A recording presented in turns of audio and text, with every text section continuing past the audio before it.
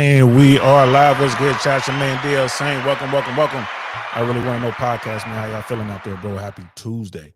I hope y'all are well. All is well on this end. We're just doing our thing. You know how I go. We're doing Manosphere Week over here on I Really Want to Know podcast. Um, and yesterday we were talking about the Manosphere going mainstream. One of the reasons why it went mainstream is Andrew Tate, the top G himself, man. So we're going to talk about what's going on with Andrew Tate. There's some videos out. There's one video in particular I wanted to react to. We're going to get into that and continue this discussion on the manosphere, red pill, black pill, blue pill, gray pill, and any other color pill you can think of. Let's get into it. And we are live. What's good, y'all? Welcome to the I Really Want to Know podcast, y'all.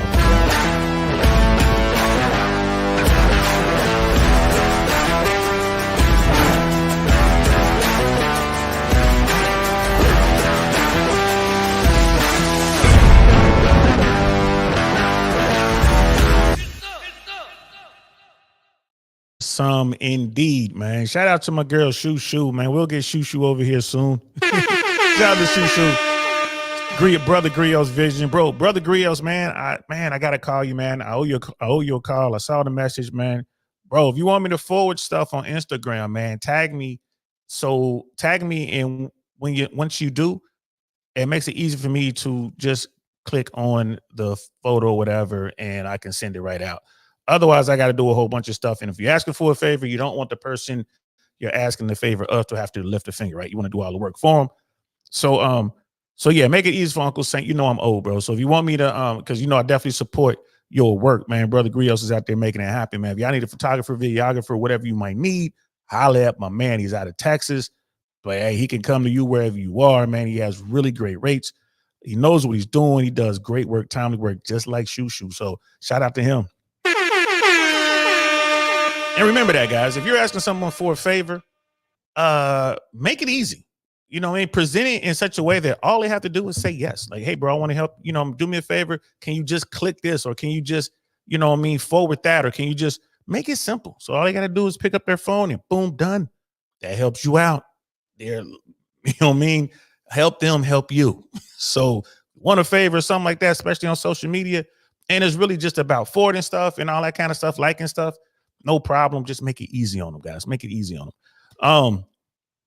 For anyone who might be joining and jumping in on this stream thinking this is an anti-Andrew Tate thing, like I'm about to hate on Brother Tate, I'm not. I'm not going to do that. Like, my opinion of the brother hasn't changed a bit. Like I said, I met him. He's a real cool dude. I see what he's doing. I've seen what he has been doing from the beginning. I ain't got a problem with it.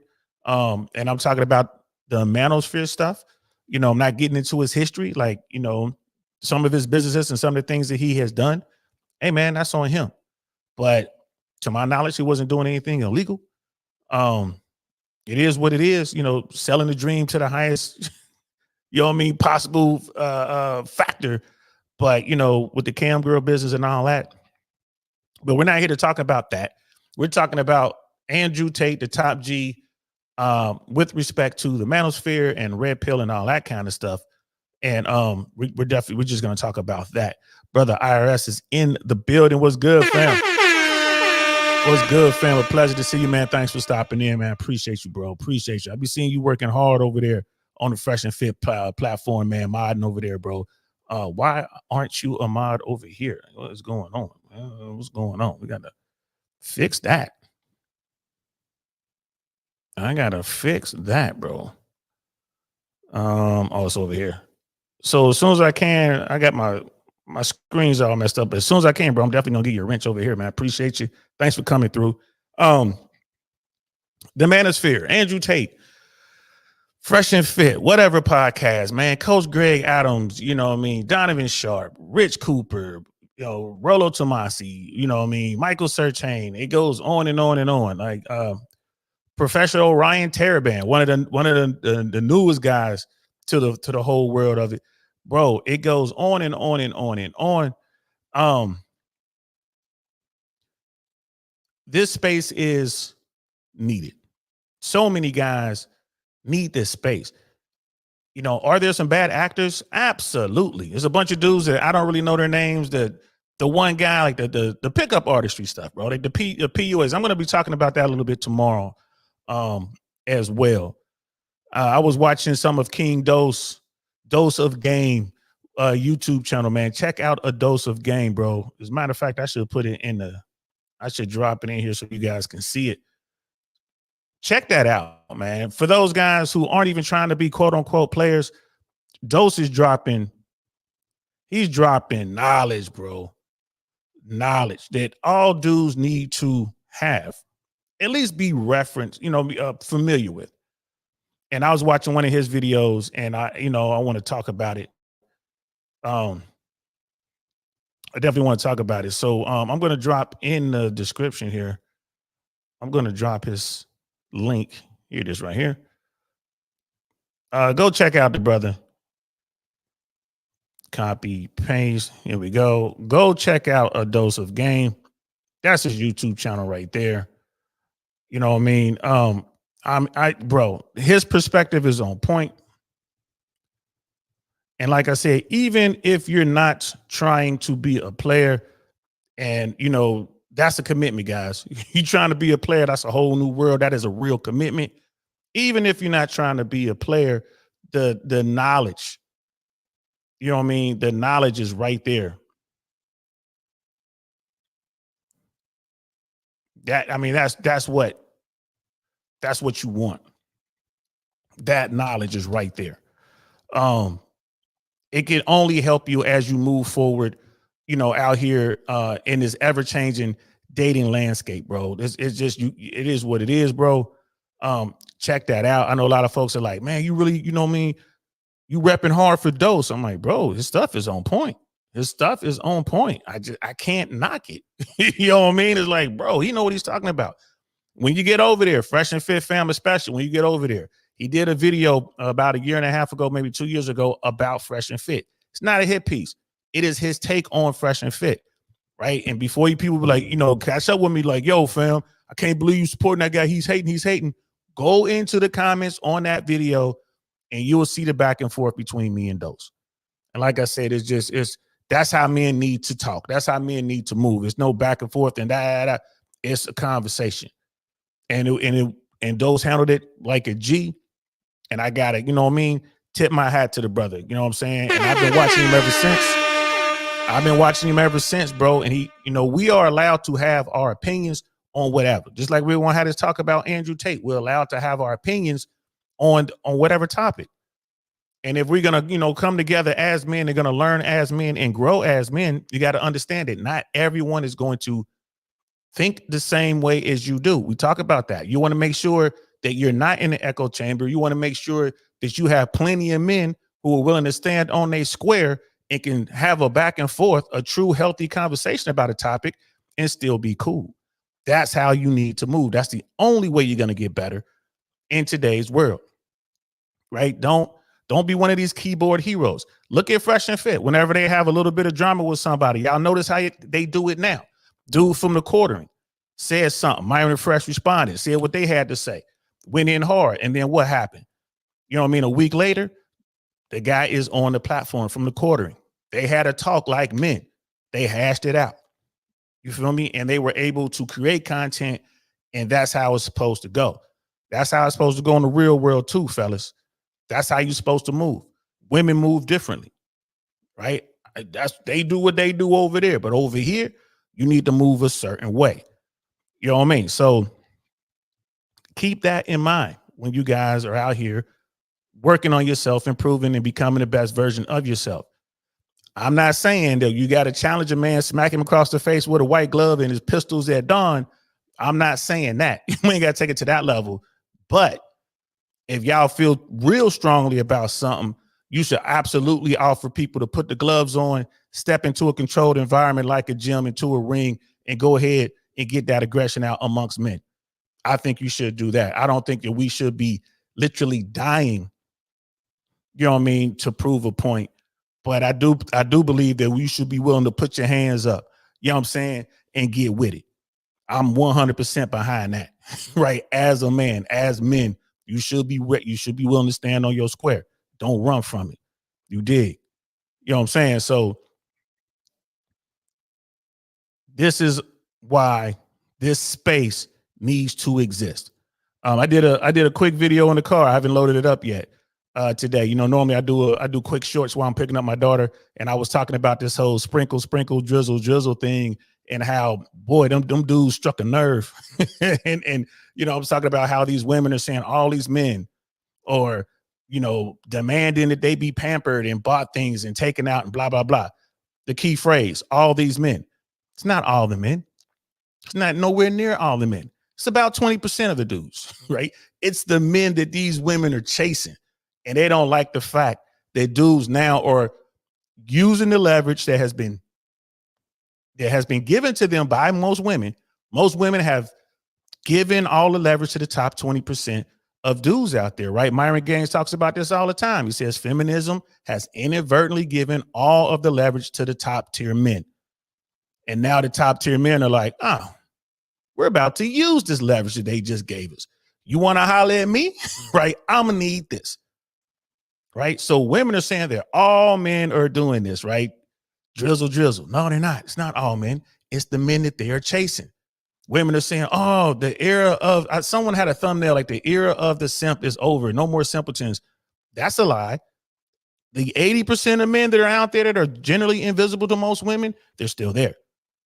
They're still there. Eagerly awaiting to simp or get into the friend zone or do whatever. Eagerly awaiting. Now women have to make a choice. Do I want to go after the top tier dude and invest and maybe pay to play a little bit or whatever? Because I might not be exactly what he's looking for and he's going to do what he's going to do. But in order for me to shoot my shot, am I going to go deal with the drizzle? Or am I going to approach this guy over here who's really at my level, the guy I should be talking to in the first place, and accept that dinner to Cheesecake Factory because that's where he can afford to take me, or accept the fact that he's not everything I've always wanted in a guy. So I believe I'm settling. Do I go with that guy who's going to pedestalize me and do all this stuff?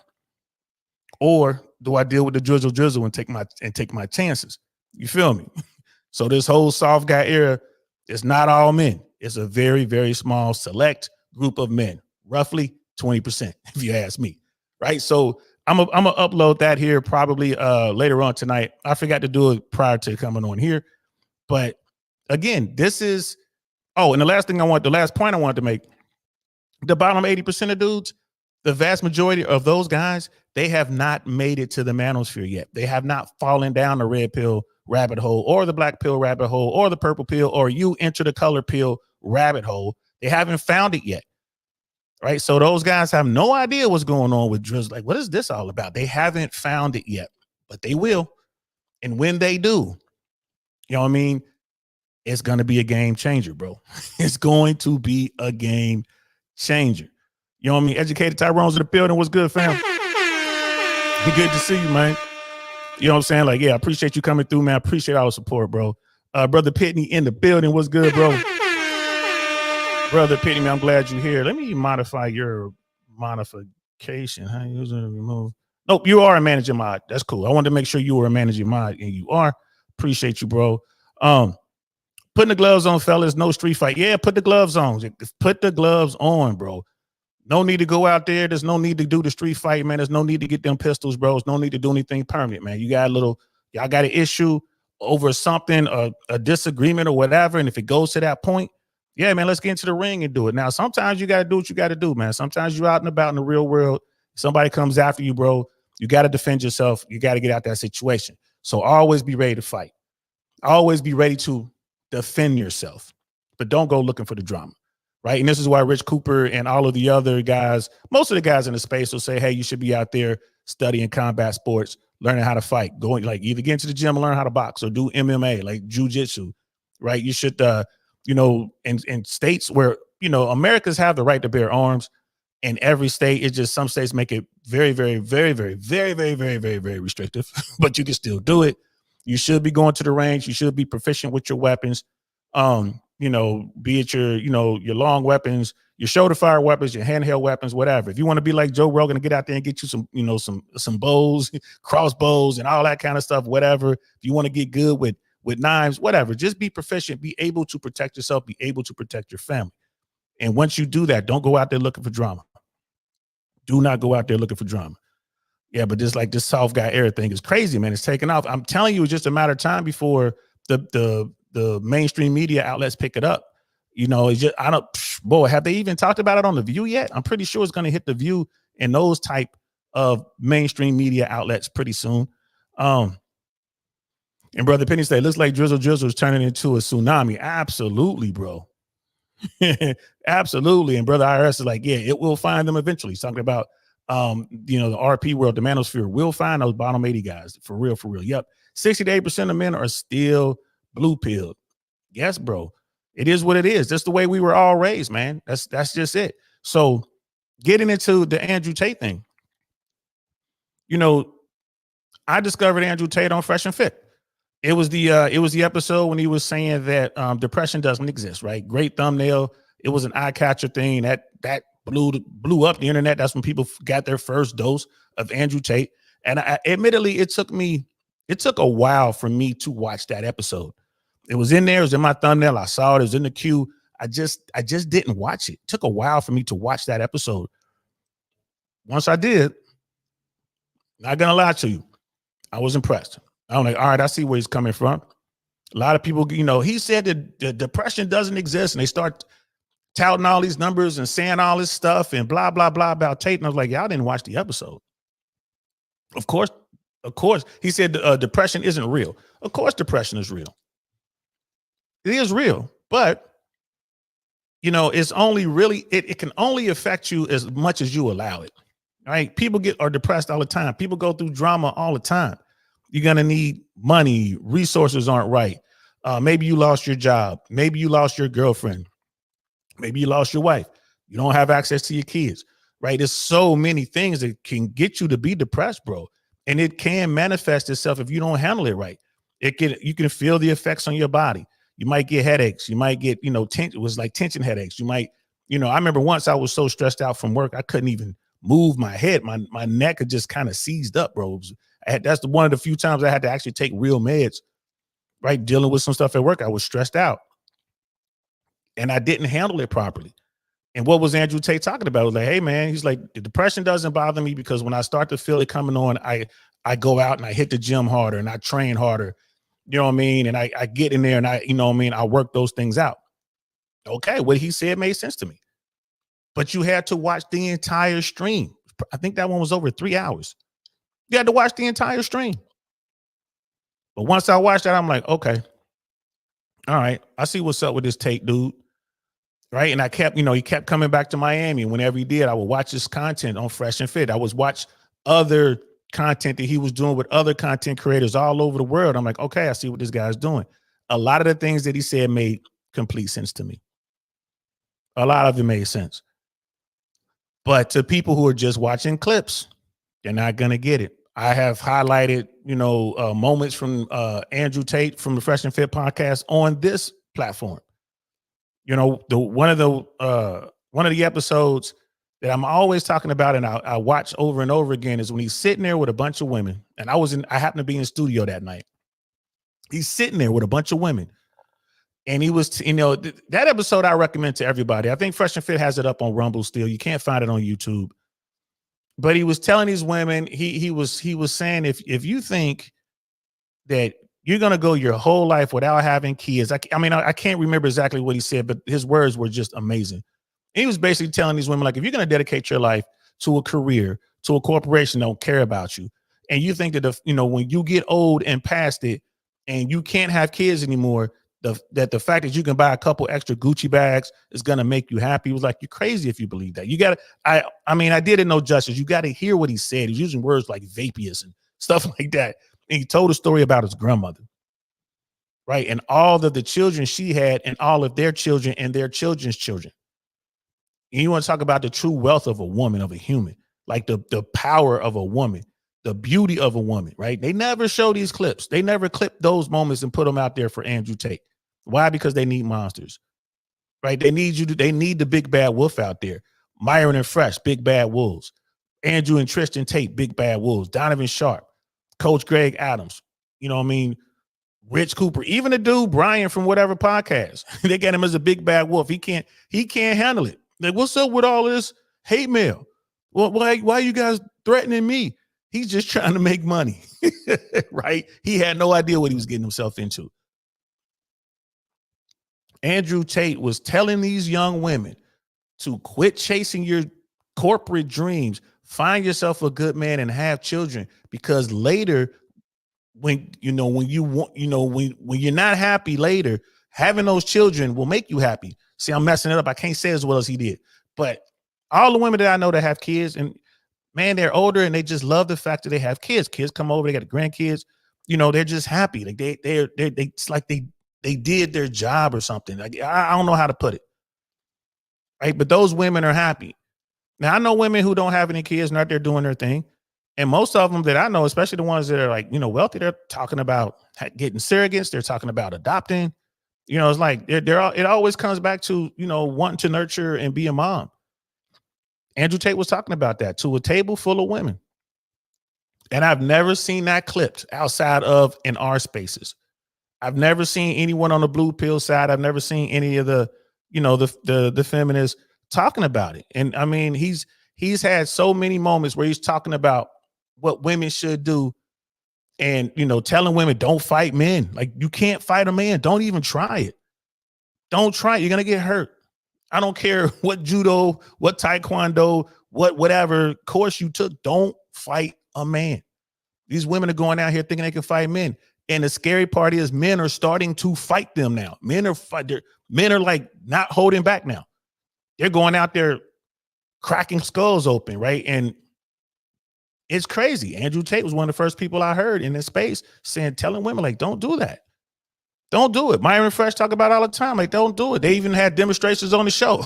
Okay, go ahead and attack me. How are you going to do it? And it was just funny.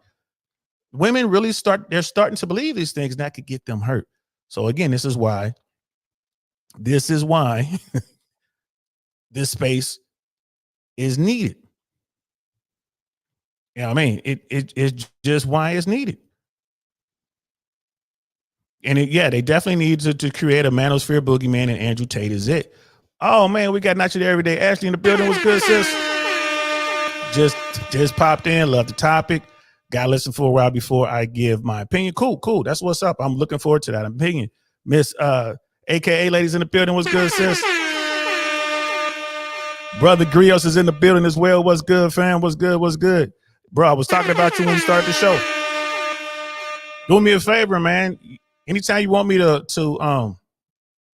support you on Instagram, man, just tag me and have it sent to me so I can just click on it and it automatically go to my feed. Do it that way is easy. You ain't got to call. You ain't got to text. Just whenever I see it, if you got something up there and you tag me or whatever, I'm just going to put it on my feed right away. Not even going to ask any questions, man. Appreciate it. You know what I mean? Like, just squatted 315 pounds for 12 reps. Right. Find a woman who can do that. Right. And their lower body strength is where most of their strength lies. That's hard to do, bro. That's hard to do, man. That's what's up, man. You know what I mean? Like, damn, nice girl. Absolutely. Men should be getting out there, staying on top of it. Stay on top of it. And Andrew's like, Andrew Tate, he says a lot of wild stuff, man. Why? Because it's the business side of it. He wanted people to listen to him, and it worked. It worked. It got him to the point where he was the most Googled man on planet Earth for a while. Mission accomplished. And that led to a lot of financial opportunities for Andrew Tate and, and Tristan and his whole team. But now, right now, is that sheen starting to wear off? We're going to watch a video of with this guy right here. And this is a guy who I found through Andrew Tate's, people. Like, this guy right here was in the war room. Dude's out of UK somewhere. I'm not sure what city. Right. I've watched some of his content. Like, cool dude. Actually, I've reached out to him. I've even texted him back and forth with him on Instagram. I thought for a hot second, like, maybe I'll, invite him to come do this show. But I'm like, you know what? He said plenty on. We could just react to what he had to say. Maybe we'll get him to come over later. we're going to react to this video. And I watched most of it. I didn't watch all of it. So we're going to react to this video. I have some thoughts on it. But, you know, the manosphere, Andrew Tate, like anything else in America, anything else that's new and is happening, there's a shelf life, right? There's a shelf life. And, you know, for various reasons, Tate had to slow down, right? What's going on in Romania forced him to slow down, especially when they had him locked up for a minute. And now he can't, you know, he's out of the house. He can move around in Romania, but he still can't leave the country. The United Kingdom is coming after him. There are some people in the United Kingdom are using that legal system to come after him. So he's going to have to deal with that later. So his presence hasn't been as massive, but he's still out there. And he still has, you know, a lot of people on his team. So his message is getting out there. But it's like anything else, right? Eventually, you know, we peak and then we're going to start to decline. And my question is, have we reached that point with Andrew Tate? We shall see. And so not your everyday Ashley. She's like, I just watched the Ben Shapiro video on Tate. Very interesting and informative. I haven't seen that yet. I've seen thumbnails and stuff like that, but I haven't checked that out. Is that on the Daily Wire? Sister Ashley, is that on the Daily Wire? Because I definitely want to check that out. But let's watch this video from this brother, from Brother Kong, and hear what he has to say about why I left Andrew Tate's war room after 1 year. So let's get into it. Okay, why I left the war room, Andrew Tate's war room. Now, I've been meaning to make this video for a little while now. I announced I was going to make it a couple of weeks back, and I had a couple of negative comments, like a couple of negative DMs of guys who I assume are, you know, big Tate fans or in a war in themselves, and like assumed that this was going to be some type of negative video or some type of hit piece style video. Number one, I make videos on whatever the fuck I want to make videos on. Facts. I'll talk about whatever I want to talk about. So don't waste your time DMing me something because you got like something negative to say about what I'm talking about. You're wasting your time. Number two, it's not a hit piece. It's nothing negative really. It's not me telling people not to join because I left. It's me telling you that I joined. This is why I left. End of discussion. You know what I mean? So nothing to debate, nothing to argue about. It's just me telling you why I left. That's it. So I joined in the summer 2022. So I joined a while ago and I've been gone for a while now. Seen some success with HU, the real world. And, you know, I was making videos at the time. The videos were getting good views. And I had a few war room members reach out to me kind of like, you know, the similar videos. And they're kind of like, you know, you need to join. It's the next step, you know, the next logical step. That's what I was saying to myself when they mentioned it. And, you know, spoke to a guy who worked in a Hustlers University. I forgot his name, but he got me the invite, sent me the invite. I joined. And the first little red flag that I noticed was I felt like I got in there a little bit too easily. Now, at the time, I kind of chalked it up to, okay, then maybe the admins or whatever had seen my videos and they're kind of like, okay, then this guy seems cool. He kind of fits the mold of what we're looking for. Let's let him in. Because I was kind of like, I hope you can't just pay and get in. Because then anyone can get in. What's stopping like just a bunch of Tate fanboys getting in? You know, it was going so viral at the time. Well, so right off rip, he was like, man, I hope this thing is exclusive. It's not. It's not. What a lot of people fail to realize, bro, and again, this is a red pill moment. You know, remember, red pill isn't just about dating in the sexual marketplace. Red pill is about everything we encounter in life. You got to understand, man, this right here, YouTube, this is business. Social media is business. If you get an opportunity, right, and you take off, you're going to have to capitalize on that opportunity. So it didn't surprise me one bit that Andrew Tate was going to take all comers for his war room idea, right? You get a war room, you know, at the time, I think it was $5,000 a year, maybe $4,000 or $5,000 a year. Then it went up to be a member and, you know, to get in there. Why would he make it exclusive? Although it was marketed as such, right? But at the end of the day, like, bro, you're going to turn away $5,000 just because the dude's a fanboy? You know, it's kind of like Tinder turning away people. Like Tinder has that exclusive tier where it's like $5,000 a month on the Tinder platform. They gave it a funky name, Tinder Premium or Platinum or whatever they called it, right? There are no women paying for that. And Tinder's not gonna, because you're supposed to be some elite type dude to be able to even be a part of this program. They're not turning away any guy who has $5,000 a year to be on their platform, their dating platform. They're not going to turn away a single dude.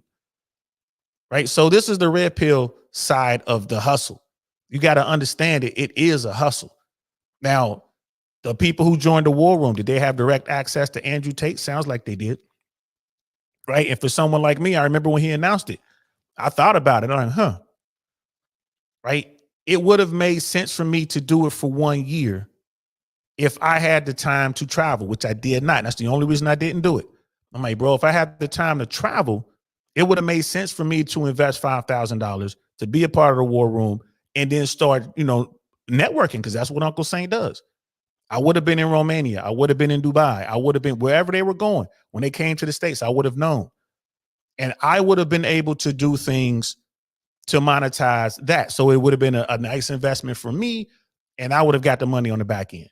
If I know Andrew Tate and Tristan Tate were coming to America and I'm part of the war room, I could have talked them into coming to Tampa. Hey, man, I need y'all to stop in Tampa.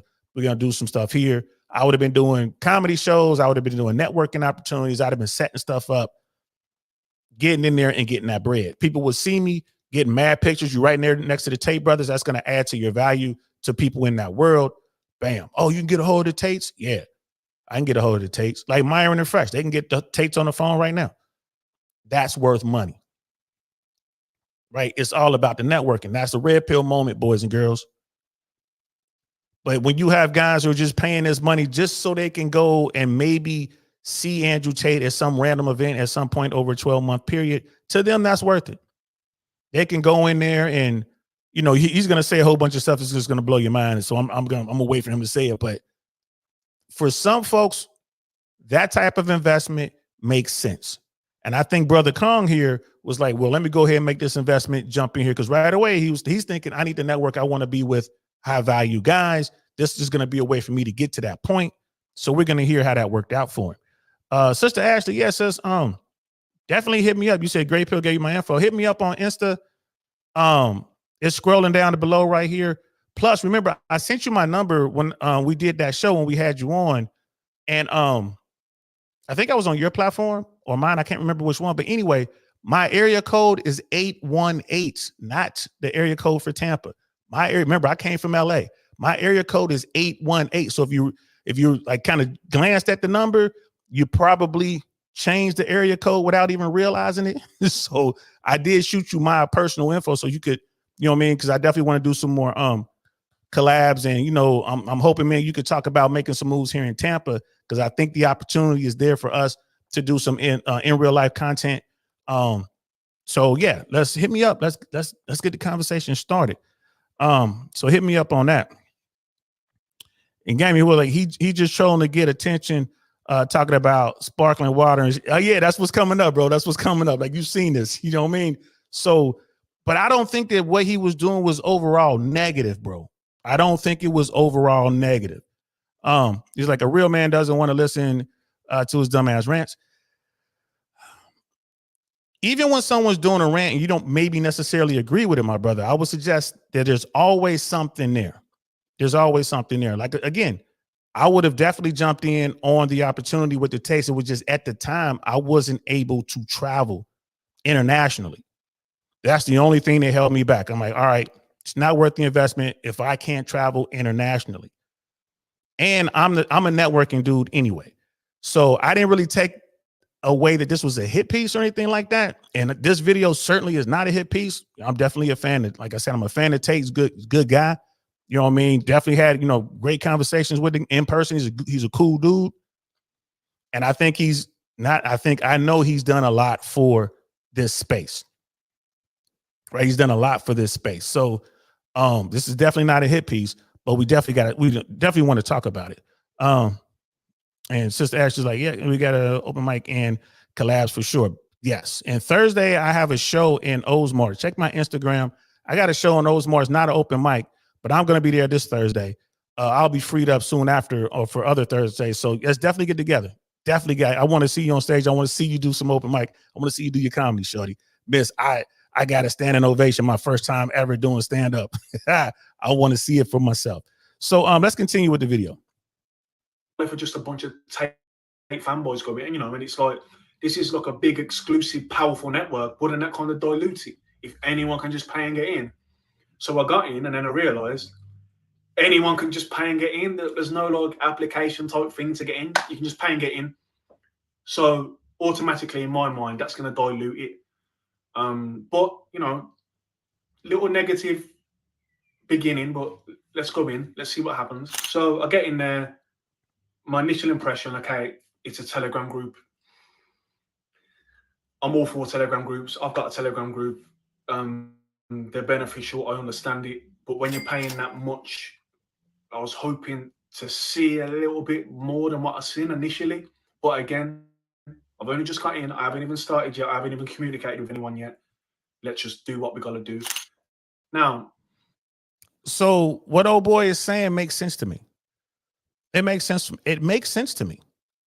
You have to take advantage while you're hot, right? As a guy who promotes shows, if my show is hot, if I'm doing comedy shows and our shows are fired or burning up, we got the best artists, we're selling out every show, the ticket price is going to go up. Right? Point blank, period. If we started out at $5 a show and all of a sudden, man, we selling out like crazy, whatever, we're going to continue to rise those ticket prices until we can. And then when people come in, we're definitely going to be trying to upsell in a sense. Like, hey, you know what I mean? We got bottle service. If you want a table for your group or whatever, we're going to make it a little cheaper for you to get the bottle service as opposed to coming in and just running your tab. We're going to be trying to upsell. Our product is comedy. It's entertainment. We want people to come out and have a good time. We do it with spoken word. We do it with live events as well, like live music. Right? Bro, this is our thing. Andrew Tate is the brand. People wanted to get close to Tate. People wanted to talk to Tate. So it makes complete sense to me that you're going to have this war room thing.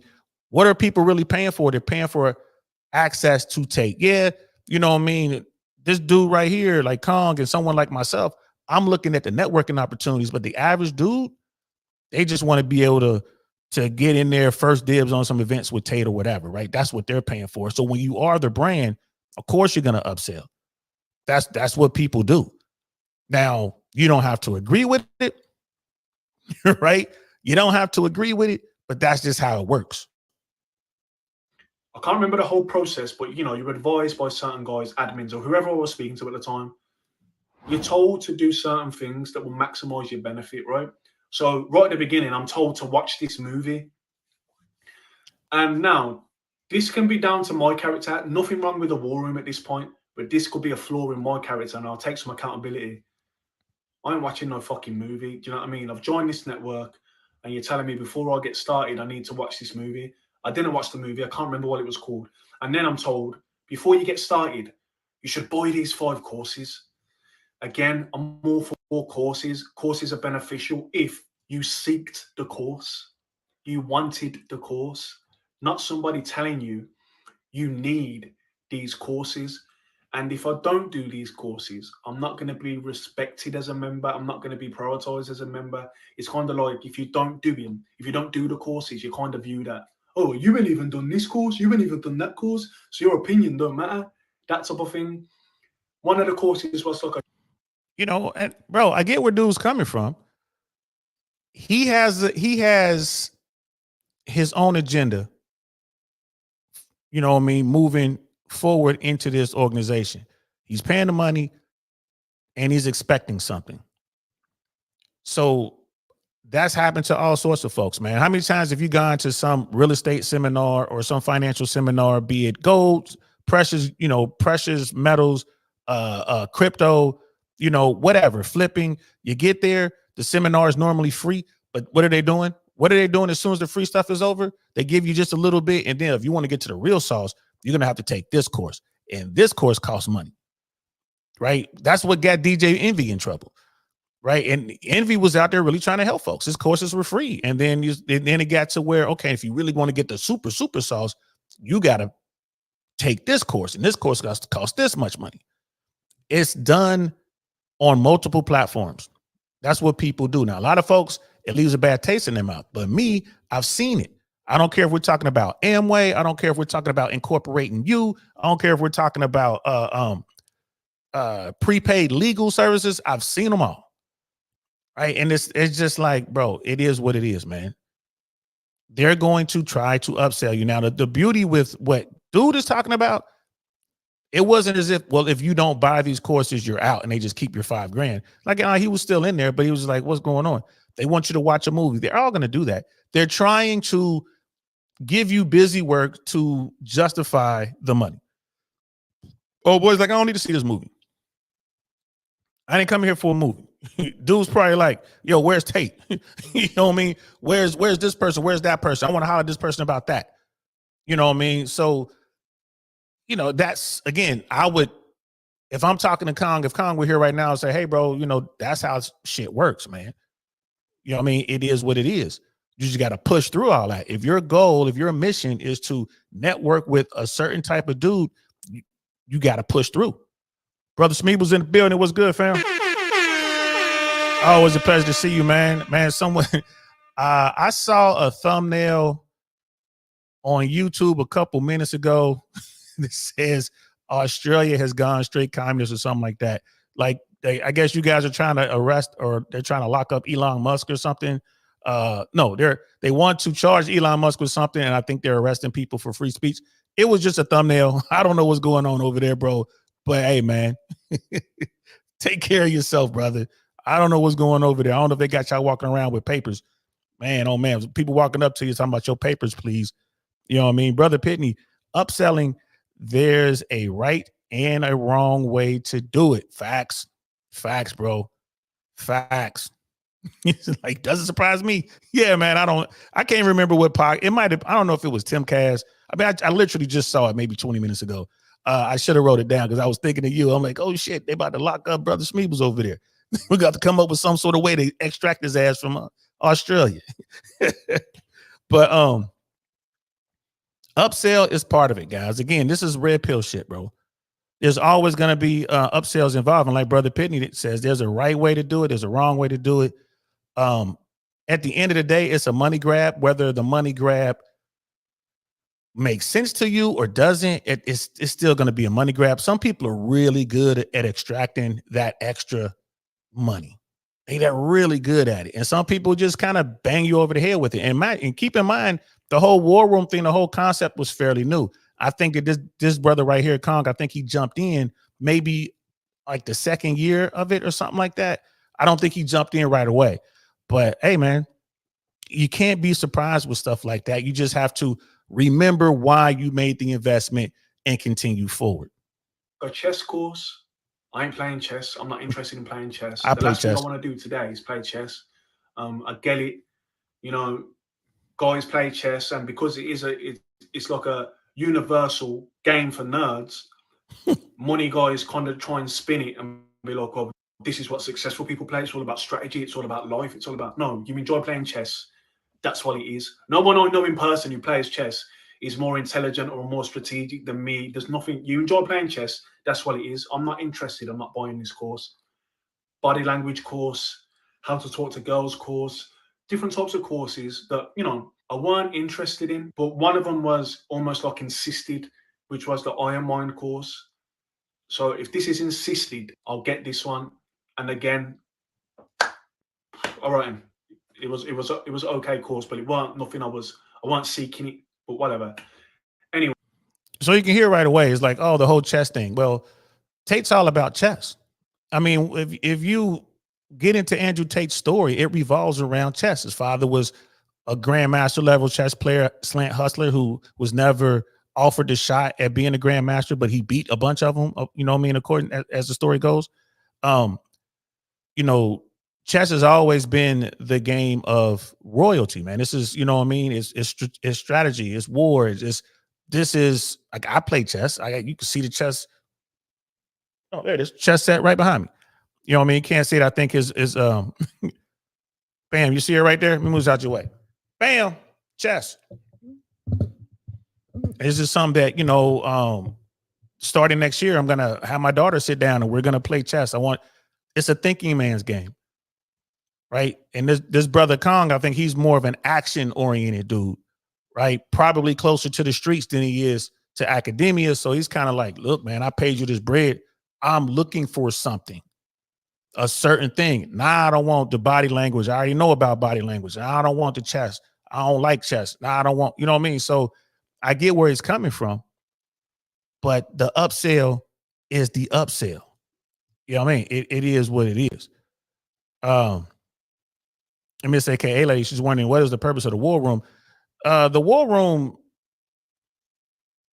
it was conceived to be a network of high net worth and or high value individuals, right? This was Tate's way of bringing in this powerful group of men from around the world, and be able to network and fluidly make moves anywhere on the planet. That was when he conceived the idea.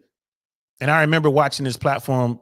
He conceived the idea like, I'm gonna put together a group of guys, of powerful people, a network that's worldwide. So, for instance, if you're in, let's say you take a trip to, I don't know, Colombia, right? You're in Colombia and something goes wrong and you need to get a boat to take you to Cuba, right? I'm just making this up, guys. The war room would be the only place you need to go. Someone is going to know someone that can put you on with that boat to get you passage to Cuba. Legally, guys. I'm not saying illegally, just whatever. Let's say you needed a boat for whatever, right? You can go to the war room and they can help you out. Or you needed, hey, I'm stuck in Bogota and, I need to drive to, I don't know, Cali or something like that. I'm already exhausted. I need someone I could trust to make this drive with me. You can hit up the war room and they should be able to put you in touch with somebody, right? That was my take on it. It's supposed to be just like this top tier network. And of course, it plugs you in with other like-minded men of means all over the globe. And the concept is sound. It was 4,000, I think it was when they first started. Or no, was it $5,000 a year and then it went up to 6, or maybe it was 4,000 and it went up to 5 per year. Now I'm here to tell you guys, there are organizations out there in the real world that charge way more than that to be a part of their organizations, and they don't let everyone in, right? Just keep that in mind. There are organizations out there, the 1%ers are doing stuff where like the money is the least of everything. They run background checks. You have to be vouched for by certain folks. Bro, they run through your whole history. It's crazy. And I'm not talking about Skull and Bones, but it's organizations out there of very powerful folks and they do trips and they do things around the world and they affect the world. This isn't that, but that was the concept, I believe. GMC Hammer in the building, man. What's good night? Always a pleasure to see you. Hey man, go do me a favor if you haven't done so already. We got a vote that's pending in our chat, man. We got a vote. I made a suggestion, some stuff that I wanted us to do. So if you haven't done so already, man, hit that vote. It's like, what's up? Onk just dropped in, and I actually already seen this video and was gonna bring it up to you. Yeah, man. I'm always out here looking at stuff. Brother Cody's king in the building. Like, dude very much has a point, but to be fair, if you are trying to join a certain community, there's always requirements, but some things are just scams, right? Where they push their friends' courses and memberships. That's true. That is 100% true. And that is the red pill side of these things, man. You got to be able to see through that. I am a fan of Andrew Tate, but I'm not going to buy everything Andrew Tate puts out there. It has to make sense. And like I said at the very beginning, if I were able to do that, if I had the time to do the international travel during that point in that period in time, I would have absolutely made that investment.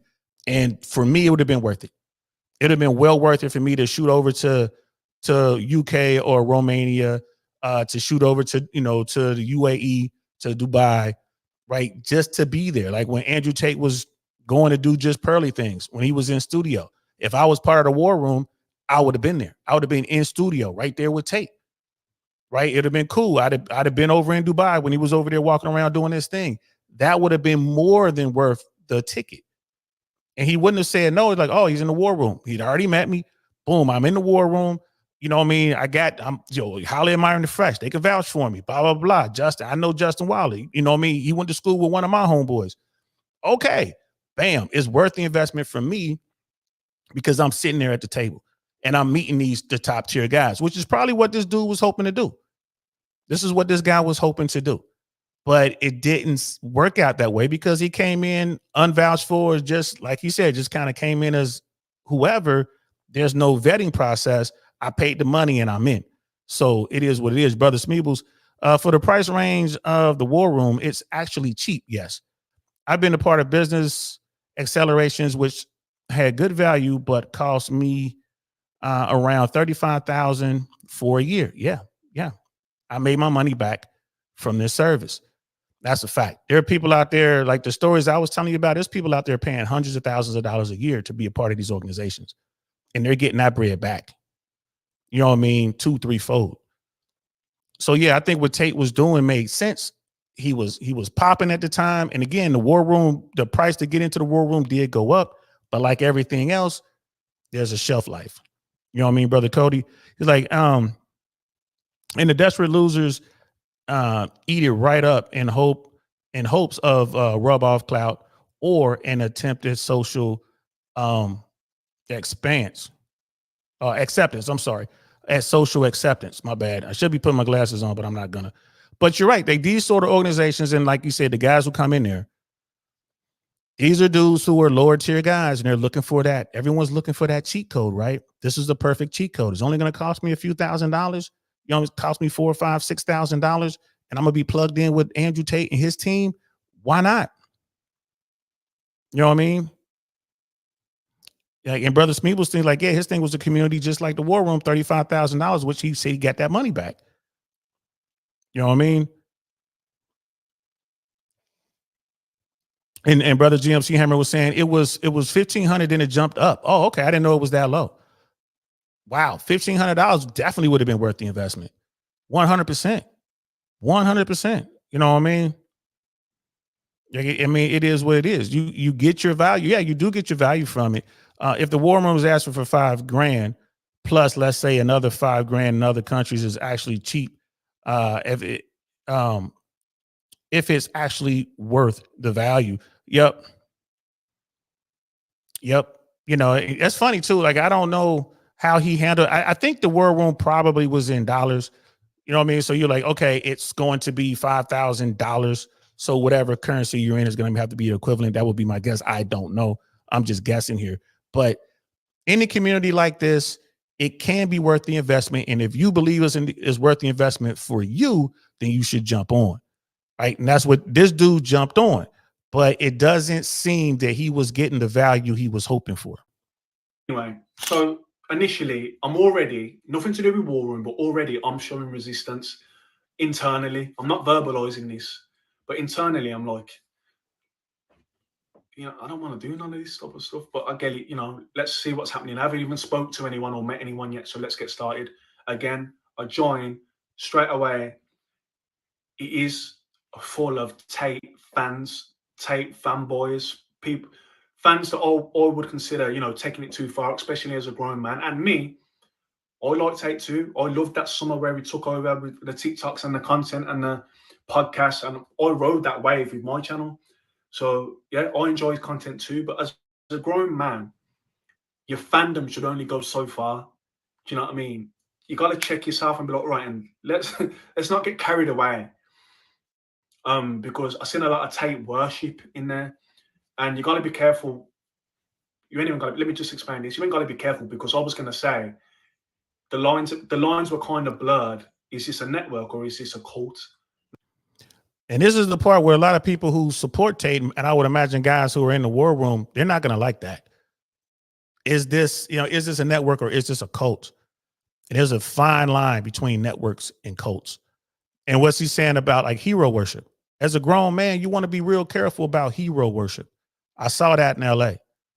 Like, bro, that's some, you want to talk about gay. You see these dudes, these hardcore dudes, they like, you know, hitters and all this, and they are like, they're in the streets doing things, they're getting bodies, like the real bodies, you know what I'm saying? And then their hero walks in, that's Shaq. You know what I'm saying? That's Rick Fox. And they turn into these 8-year-old boys. That's something I've never done. That's something I never do. I mean, I've met people that I've looked up to my whole life. I've been lucky enough to bump into them and have conversations with them. But there's no way they would talk to me if my eyes got all big and I'm some sort of fanboy. You're not going to get the same experience. I just sit there like, yeah, I had a conversation first and then tell them, like, I know who you are and I appreciate, you know what I mean? I've always been a fan of your work. You know what I mean? And just that's at the end of the conversation. They're like, oh, you know me? I know exactly who you are, brother. I told you guys about the conversations I've had hanging out with shoot, what's the name? George Clooney, hanging out with Slash from Guns N' Roses. You know what I mean? I've had good conversations with Sam Jackson, you know, Denzel, bumped into Denzel. Didn't have a real long conversation, but you know what I mean? It was a cool encounter. I bumped into people that I like, yo, these dudes are, you know what I mean? I kicked it, went to Disney. You know what I mean? I went to Anaheim, to Disney World or Land, whatever it's called down there, with my man from the Lakers. Daggone, what is his name? Because this is a friend of friends. We hung out like the whole day. Worthy, with James Worthy. Had his house and everything, just chilling. This was after, of course, you know, he was retired or whatever. But we had great conversations, man. I was sitting there talking to Magic. Great conversations. You know what I mean? At the gym, talking to Magic. So you can't go in there with this fanboy, you know what I mean, thing, your eyes getting all big and asking for autographs and all that kind of nonsense, man. You can't do that. So I get where dude is coming from. He gets in there, he spends his money. And he's like, man, it's like fanboys. So, and brother GMC Hammer was like, it started out $1,500 a year. That would have been a steal. That would have been an absolute steal. And then it bumped up to $5K like 6 months later. Why would they go up to $5,000 a year? Because they could. They could. It was bro, if you selling the product, you got the product and everybody wants it, you'll be a fool not to raise the price. So at $1,500 a year, I could see them absolutely upselling you as soon as you get into that group. I could see that all day long. Right? They probably at $1,500 a year, they probably would charge you to go to events. Like, okay, I'm coming to America. We coming to these cities and you're a member, so you still got to pay. You still got to pay to come to an event, but you're getting half off or something like that. Absolutely. Absolutely. I could see that. And why would they do it? Why would they do it this way? Because they know it's not going to last forever. You know what I mean? Brother Cody was saying, like, the biggest issue is probably that there were extra prices behind the original. I don't know if they were made that clear or what, right? And yeah, and idol worship, that's a big thing, man. As a grown man, you shouldn't be worshiping some other dude, another grown man. That's a bad look, another red pill moment, y'all. You shouldn't be doing that. So this dude right here, this brother Kong, who's talking about this, he made his investment, but he wasn't aware of how this stuff works. Everything he's saying should not have been a surprise. It should not have been a surprise. And brother Cody, you're right, man. It should piss you off if you find out that you had to pay a bunch of extra fees that you didn't know about. That makes everybody mad, and that's going to drive away customers. At the end of the day, these folks who join this organization, this community, are customers of Andrew Tate Enterprises, or whatever it is, right? It is what it is. You know, maybe dudes should have asked more questions, or again, my thing is, if especially at $1,500, damn, I don't know why I didn't jump. Well, I know why I didn't jump on it. I couldn't travel. But at $1,500, is like, yeah, absolutely. Here's the money. And then, you know, now I got access that's going to get you an opportunity to connect with these dudes. It would have been worth it had I, you know, if I had the opportunity to travel. You know what I mean? You know what I mean? And it is what it is. My bad, guys. I'm trying to read and talk at the same time, and it doesn't work sometimes. You know what I mean? And yeah, man, GMC Hammer, you're right, man. That you don't want to be around your idols, man, if you don't have that under control, right? And this is how you can tie the idol worship into chasing women, right? A lot of dudes have problems chasing women, especially women that they find attractive. Why? Because they put them on a pedestal, which is the same as idol worshiping, right? You treat her like a star, she's going to treat you like a fan. Same thing applies for the dudes who are actual stars, athletes and whatever. If you're out there like, oh, I think Barack Obama is one of the greatest humans ever born. But if I was to be in a room with Barack Obama, I'm not going to turn into a fanboy. I'm going to sit there and talk to him. How you doing, Mr. President? It's an honor to be able to say that to a black man. That's how I'm starting a conversation. It's an honor to be able to call a black man Mr. President. I never thought I'd see that in my lifetime. I'm cool with that. And guess what? He gonna holler at me for a hot second. Now, if you want to have a real conversation with Obama, you got to pay, bro. That's the game. You really want to sit down and talk to him, you want an hour with Barack Obama or any former president, you're going to have to pay, bro, for that one-on-one. But if you play your cards right and you in the right, circumstance, he's in a room full of boring people and there you are and you a real one, man, he going to come talk to you, man. Like, bro, come over here, man. He going to want to talk to you. He ain't going to want to be dealing with all these other people. Right? So be careful with hero worship, man. This is why most dudes fail with women, because they put them on the pedestal. It's the exact same thing. Hero worship is a bad thing, guys. Brother IRS. Yeah, man. I wish parasocial relationships, we talked about more, especially with streamers becoming more popular, man. Yeah, man. It's a weird thing. Like, this whole dynamic is new. And people don't know how to handle that. I've had people run up on me as a comedian, and you can see it in their eyes, like they're generally happy to see me, want to talk to me. And if you're not ready, man, it can make you nervous. I think who it is, is it Shooter? Is that one of the Tate guys, Shooter? The guy was like, former military. He was like, yeah, man, dudes were running up on him in Miami, like literally running up on him. He's like, what the hell's going on? Like, this is a warrior. Like, hold on now. And it's like, hey, but these guys are just so happy. Oh, that Shooter right there, run over to him. Like, you got to be careful with that, bro. Especially if they got their family with them or something like that. They got their loved ones with them, bro. They might do something to you. People don't know how to handle that. Now, I get it. Like, man, it's like, man, they really appreciate you. They appreciate your work. I get that. Especially doing comedy. I've had people stop me in the streets before, and it's like, I saw you perform as so-and-so, blew my mind. I'm like, what? It blew my mind. I've had pilots come up to me. Hey, man, I saw you on 16 Right. That was a great documentary. We love that documentary. They come up, want to talk to you, want to autograph and stuff like that. I was like, okay, that makes sense. It was a movie. Right? That makes sense. And you're part of the community that loves that movie. But YouTube, like, now, you're out and about and people run up on you from YouTube and they literally run. It's like, oh, and they're grown men. It's like, oh, I want the girls to run. Of course. Yeah, baby, you can run up on me all day long.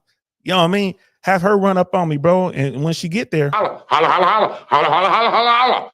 You know what I mean? But dudes, it still makes you nervous. So, that's definitely something that men should be talking about in their groups, in their circles. Like, when you talk to your homeboys, check each other on that. Like, hey, man, calm down. That's just another man. Right? If you're a big fan of Fresh and Fit and you see them somewhere, Myron says it all the time. Yeah, man, come up and holler at me, man. Like, that's what Myron wants. But don't go run up and just grab me from out of nowhere. That might be a problem. But hey, Myron, how you doing? My name is so-and-so. I'm a big supporter of Fresh and Fit. Man, he's gonna sit there and talk to you, man. He's gonna chop it up, bro. He wants to do that. Right? There's some people out there, some athletes, some stars out there, man, movie stars and athletes and stuff like that, bro. They'll treat you like shit, bro. It's like, man, this is how you get paid too. Like, these are the people that support you and you treat them like shit. Even Fat Joe had a story when he saw it's a big newscaster, man. Damn, I can't remember his name. Wolf Blitzer.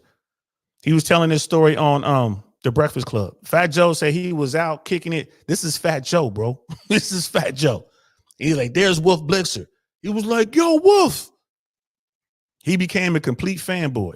Wolf Blitzer looked over and just kept walking. Didn't even acknowledge him. This is Fat Joe, hip hop legend, Joe Crack. Wolf Blitzer kept on walking. So Wolf Blitzer's people were looking like, that's Fat Joe. Ran up to Wolf Blitzer and was like, yo, that's Fat Joe. You want to stop and shake his hand and say hello to this guy. And Wolf Blitzer was like, I don't give a damn who that is. And just kept on walking. Now, why did he do it? Probably having a rough day, something on his mind, you know what I mean? More money, more problems, right? So who knows why?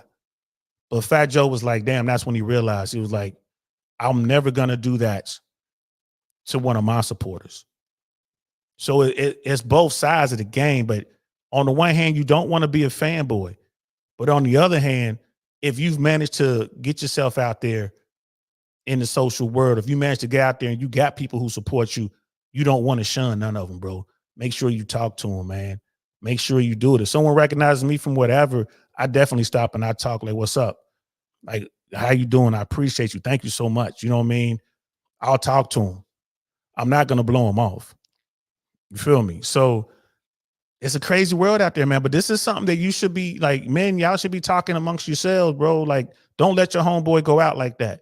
Like, I get it. That's your fan, bro. I get it. That's LeBron James. I get it. But you just can't be running up on him like that, man. You know what I mean? Check yourself, player. We're going to walk up there like men. And we're going to, do what we do as men. We're not going to run up here like boys and wind up, you know what I'm saying? Like these guys, like the fanboys, if they want to be a fanboy and join your organization, fine. But if you're not a fanboy and you join the organization, don't be mad that these guys are in there, right? Don't be mad. Brother Cody, like, yeah, it's to blame when fans act inappropriate and weird, bro. Sometimes they do, man, but they can't control themselves, bro. They just can't. They can't control themselves. But this guy, not a fanboy, made the investment to be in the war room, and he had his own mission. So not being able to accomplish that mission or getting into the war room and seeing what he saw made him a little disappointed, but he continued forward. Let's listen to the rest of this. Now, it may sound extreme me saying that, but the leaders in there consistently called it a cult. They reminded all the members, you're part of a cult, you're part of a cult. So me saying it, you're telling me it's a cult now I'm in there, but you didn't tell me it was a cult before I joined. If I knew that, I probably wouldn't have joined, but whatever. So it was interesting to me how they admitted that that's what it was. But that's fine. But okay then, I started communicating with some people. I introduced myself in a long-winded way because that's how they ask for you to introduce yourself. Loads of people, welcomed me in. Tate welcomed me in personally too. I noticed straight away, okay then, everyone gets the benefit of the doubt because you're a war room member. You're going to get a reply. People will meet up with you. There is, there's opportunities here just because you're a war room member. That's what the network's for. So in that aspect, it's beneficial now, but who are you networking with? So that's the part right there. I would have known going in, like it's going to be a lot of fanboys in there, right? I'm not expecting to be vetted. This is a business and they're trying to make money, especially when like, all right, it went from $1,500 to $6,000 or whatever. Like, all right, bro, you know what I mean? It sounds like it's successful. It jumped up there. There's a network, but $1,500, there's a lot of dudes in the bottom 80 they're sitting on $1,500, no problem. $5,000 or $6,000, those same dudes can do that. Why? They're not out dating. They're not chasing women. So they're not buying, clothes and watches, and they're not driving fancy cars. Most of them just driving. If they drive, they got regular cars. They're not at the barbershop. You know what I mean? They're not investing a lot of money on themselves. And if they're working, they got the bread sitting around. So they're going to be able to get in there. So it goes to what he's saying. Like, who are you networking with? You're going to be networking with a lot of bottom 80 dudes, but they're going to be some top 20 guys in there as well. But none of this would have surprised me. The upsell wouldn't surprise me. Being asked to watch videos and maybe read books wouldn't surprise me. The chess thing wouldn't surprise me at all. You know what I mean? That's a Tate thing. None of this stuff would have surprised me. And this is a big issue that I ran into. Every single guy seemed the same. Every single guy was trying to be like Tate. Not financially. We all want Tate's money, but down to his hobbies, what he'd eat, what he'd drink. Everyone drank sparkling water. Everyone smoked a cigar. Everyone's picture was the same. So I get it. When they're promoting war rooms to get members in, they're using Tate, Tristan, Jay Waller, and all them guys. They're in their suit. They're walking around. They're looking important. These members, they've got a suit and cigar too, but look, some of them look like Mr. Bean. Now, again, one of the reasons why I left, there was a lot of Tate worship, even to the point where they'd refer to him as Chief Commander. So grown men, by the way. Oh, thanks, Chief Commander. Chief Commander, what do you think of this? And Tate wouldn't correct them. So if in my Telegram group, guys were calling me like chief commander or something like that, I'll be like, bro, you don't need to call me that. You know, we're all, I know I created the group, but we're all equal. We're all, you know, we're all boys. We're all in this together. Just call me by my name, bro. There weren't none of that. It was almost encouraged. Again, down to the courses. The courses seemed like Tate's hobbies. What Tate believed every man should do. Every man should play chess. Every man should do this. Every man should do that. Again, that's beneficial for guys that are seeking that. I wasn't seeking that. I was in there to see how I can maximize, you know, my earnings type of thing. And I understand it. Guys will say, well, you can't just join and then expect to get all the spoils just because you joined. I get it. You got to work your way up these networks. But when you start and so many things are rubbing you the wrong way, it kind of zaps your energy and zaps your enthusiasm and kind of like, is this network for me? Now, this goes into what I'm always talking about. Know your mission. What's your mission? Right? What was your intention? You're paying this money for what? Like you said, like I'm paying this money so I can level up. I'm paying this money so I could be around high value dudes, top tier men. You know, I'm paying this money so maybe I can get some inside sauce on how to 2x, 3x, 5x what I got going on. Right? That's what he wanted to do. So that should have been his mission. This is where Brother Kong went wrong, in my opinion, one of the many ways. Right? If my mission is to network with these dudes, I'm not talking to the fanboys, the soy boys, right? I don't care that they look like Mr. Bean. I don't care that they're all drinking sparkling water, right? Because I'm gonna drink my cognac. I'm gonna have my cognac, and I'm gonna have my Rocky Patel, because I do smoke cigars at times. You know what I mean? I'm gonna wear my tailor-made suit because I'm gonna get one. If I ain't got one, I'm gonna get one going in here, right? Because, and I say this all the time. I say this to my knights, and I say this to other folks. You know, people are like, well, why you dressed the way you're dressed? I'm like, I'm not dressed for the position that I hold. I'm dressing for the next position that I want. So I'm going to come in there. I'm going to look better than Tate. I'm going to come in there with my cigar, sipping on my cognac, right? Moving the way I move.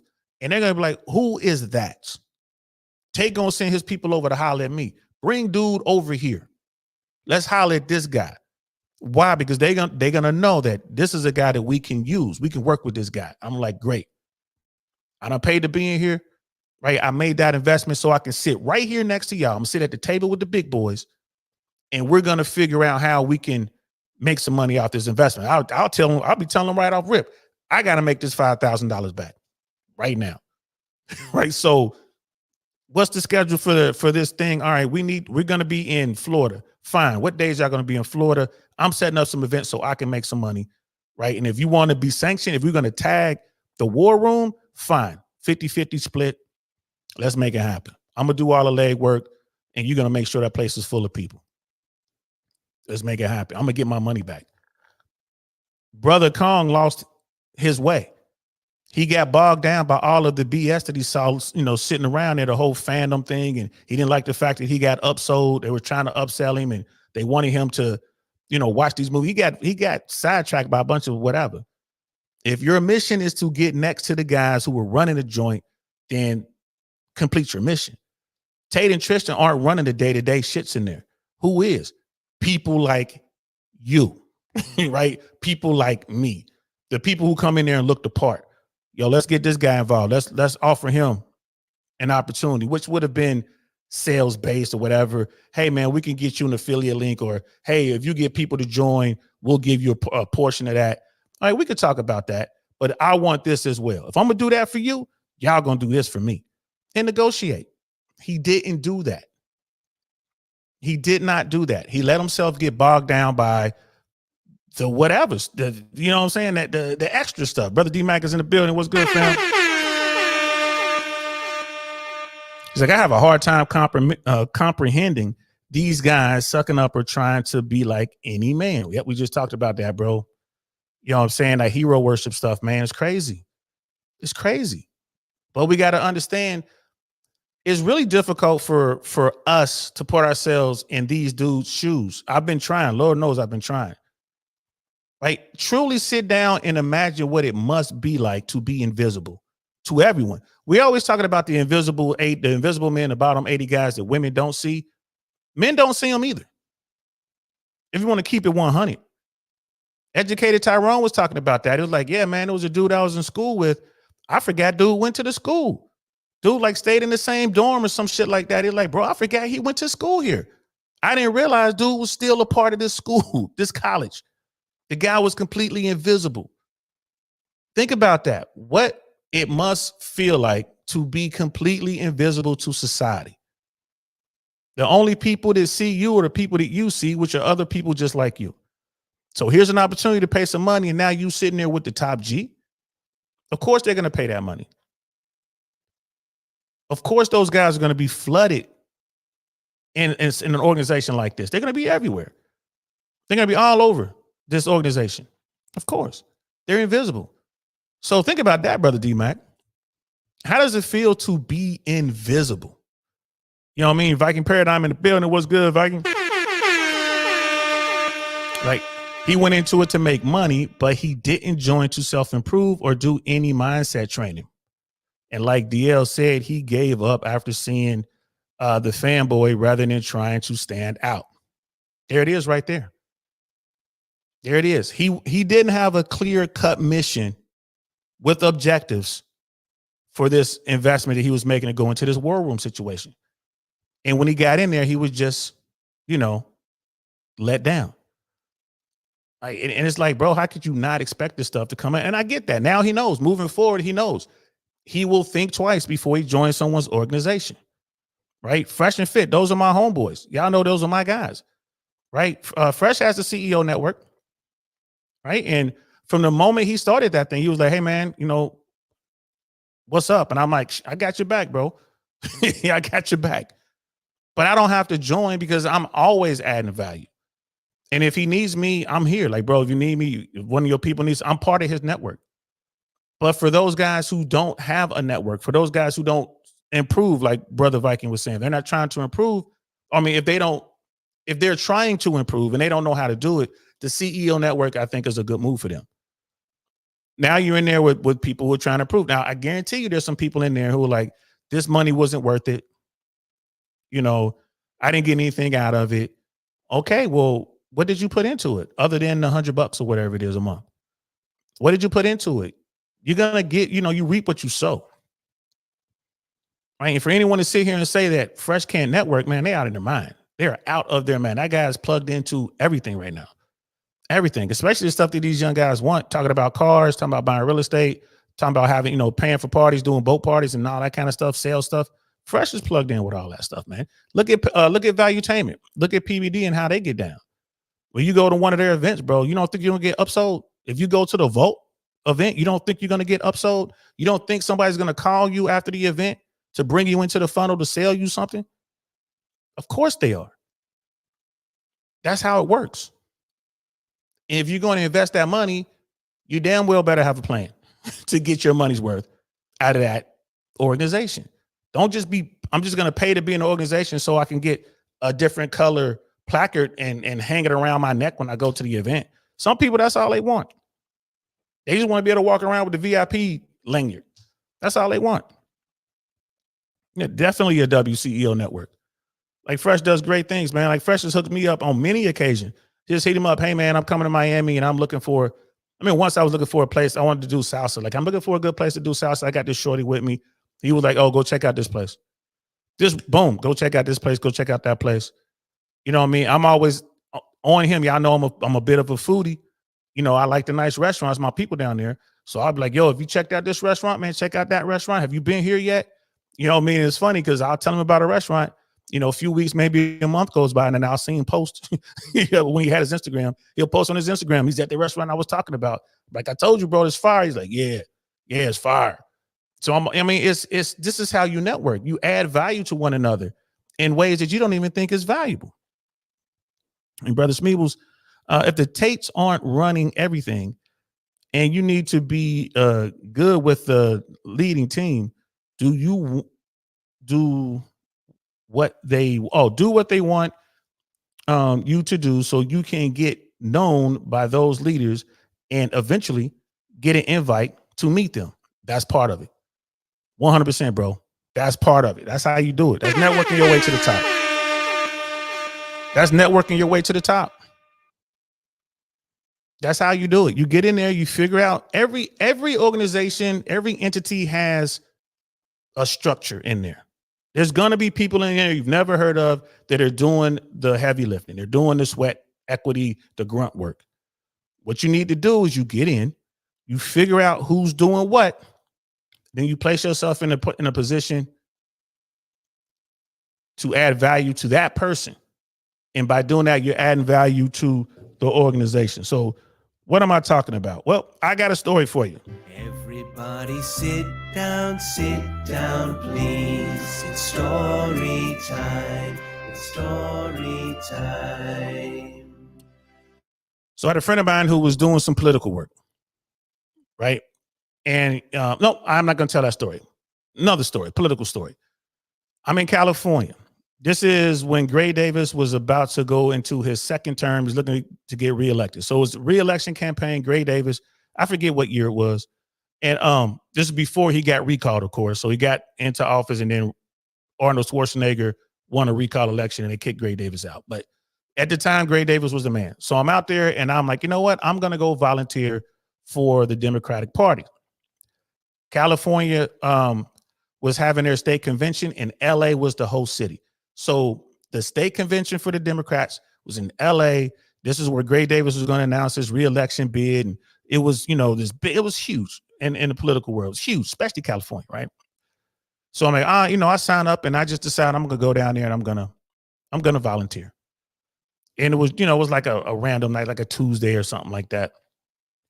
So I go down there, and I'm there to volunteer with the for the state Democratic Party. So I get there, and it's always going to be, not as organized as you think. Like when you go to political events, it's not organized well. Most of the people who are doing it are lowerlings, and it is what it is. So we get there, we sign up, we're just kind of sitting around. There was another organization that was called the Friends of Gray Davis, right? At this time, remember, he's the sitting governor. The Friends of Gray Davis, they were sitting there doing some stuff, and they were like, hey, if you guys want to help us out, you can kind of help us out until, your people show up for the, the state Democratic Party folks. So I said, okay. So we're sitting there, and the mission for the night was to bag up these gift swag bags or whatever, right? And don't get it twisted, y'all. It's not like they were putting in Rolexes or anything like that, but like lapel pins. They had some pamphlets, pictures of Gray Davis, stuff like that, right? And you just put them into a bag. So, I don't know, it's maybe half a dozen or so people sitting there. Folks are just kind of doing it, whatever. And the people that volunteer for political stuff, they're friends normally. This is what they do. They're just out, mostly older people. There's like really young college kids, and then like really old folks who are like retired and stuff like that. So there's a young girl who was in charge. She was like maybe 22 years old. She's in charge.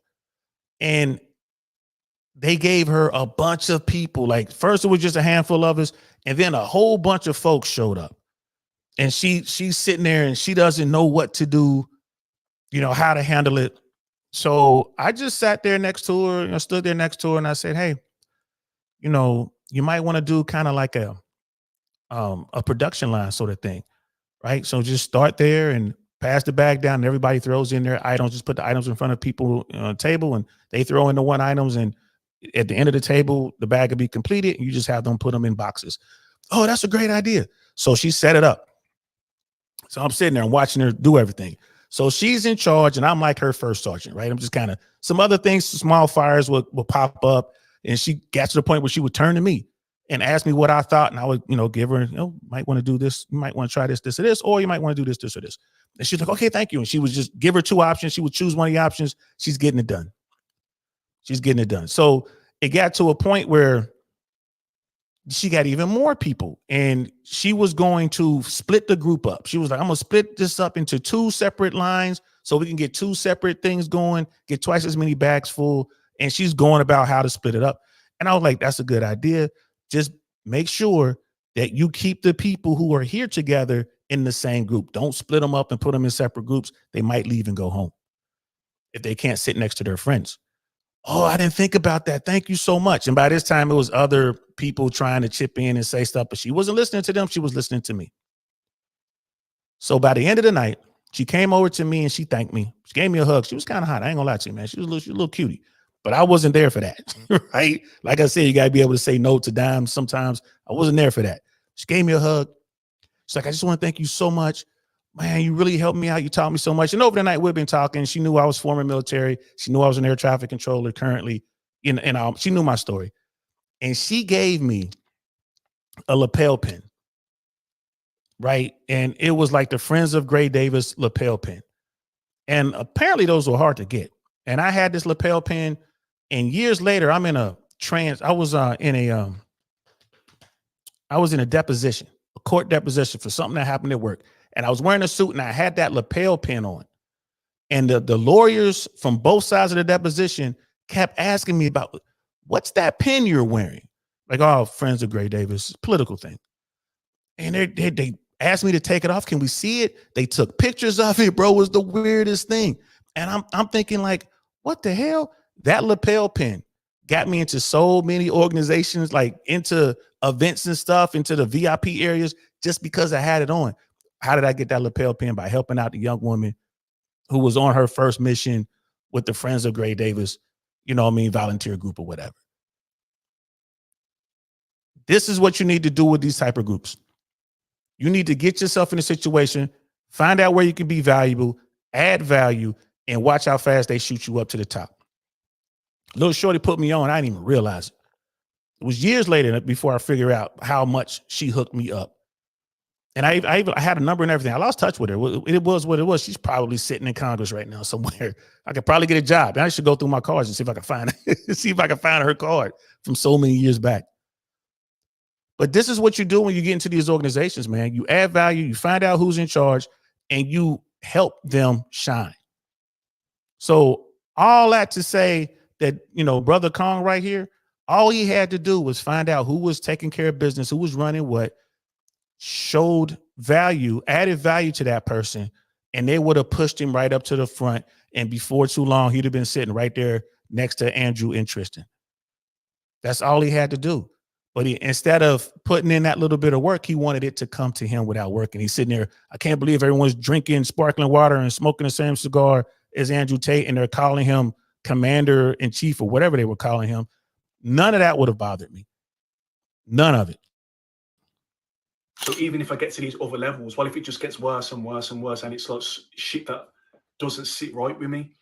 And that's what I was thinking. So no, I didn't go to every single meeting and speak to every single person, which most people, which is what they'll advise if they ever heard anything negative being said. Well, you didn't do this, you didn't do that. Well, this is why I didn't do it. And it because the guys I would have been meeting, I wouldn't even have known who they are really, because they're all pretending to be Tate. So I'm not going to a dinner when there's 15 people and all of them tell the waiter, sparkling water, please. Sparkling water, please. And it's getting silly. Do you know what I mean? Like, who are you? Do you know what I mean? Like, who are you? So that kind of... And that's my whole point right there. He should have gone to that dinner. He should have found out who was tasked to make that dinner happen and added value to that person. He should have been there from the very beginning.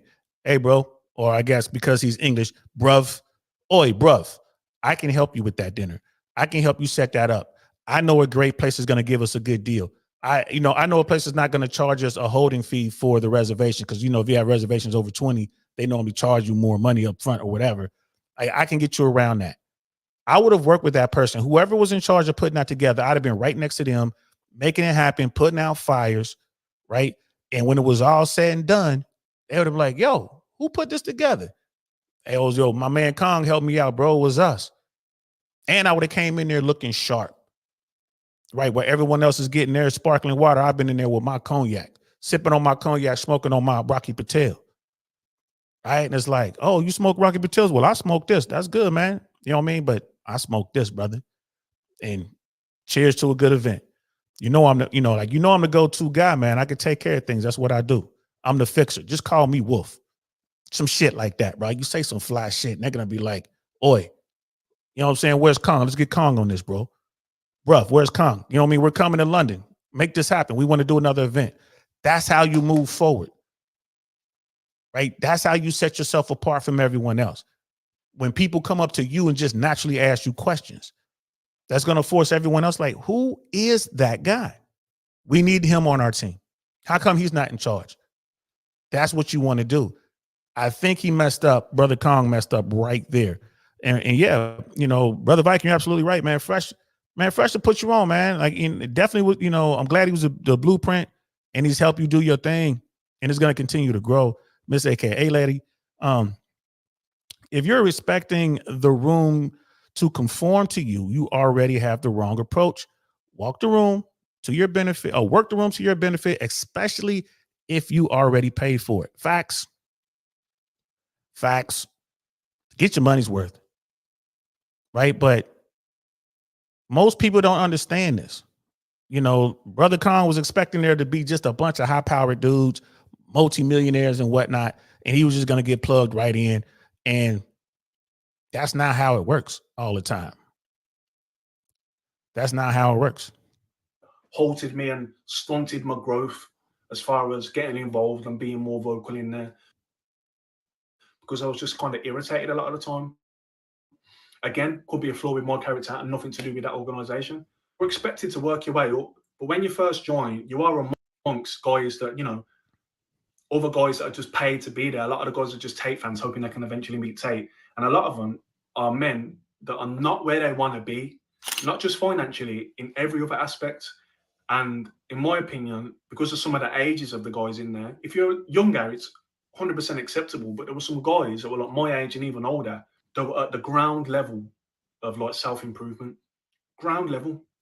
So there'll be a room where there's a guy in there teaching you how to deal with women. And then you'd look and guys are sending in screenshots of conversations they've had. Oh, she said this, what shall I say back? And then other guys are replying, oh, say this back to her, say this back to her. No, don't say that, say this.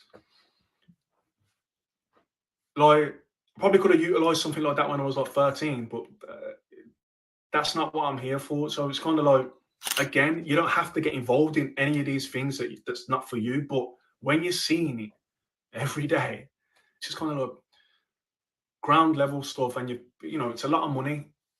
And I get it, if you're in that position and you can afford this, you can afford to splurge this money. And yes, there is millionaires in there, 100%. I know that for a fact. There's important people in there. There's big, you know, business guys in there. There's opportunities in there. But you got to comb through all this, you know, ground level nonsense. You got to comb through the fanboys. You got to comb through the worship and kind of be blind to it in order to focus on what you're in there for and maximize it. And I'll take accountability. I didn't. The stuff that I didn't like rubbed me the wrong way to the point where I'd lost interest. Now, when Tate got locked, and that's, you know, at least he knows where he went wrong. And this is why it's so critical that, and I always say this whenever we had these discussions, right? You must know your mission and completely understand your mission. Brother Viking, you're right, man. Like this, the thing with Kong is, again, I don't know this man, but I'm assuming that this dude is from the streets. The whole his self-improvement journey probably started when he was 13 years old. This guy's been dealing with a different reality. So we're always talking about how these bubbles clash on YouTube. These bubbles that wouldn't normally come together. This guy, Kong, is never going to meet a fanboy, a soy boy, you know what I mean, some blue pill, whatever dude, because he's not of that world. He's not dealing with that. So for him, it's like, why is this guy breathing my ear, to coin a phrase from Jay Swans, right? And he just allowed himself to get distracted by all this nonsense.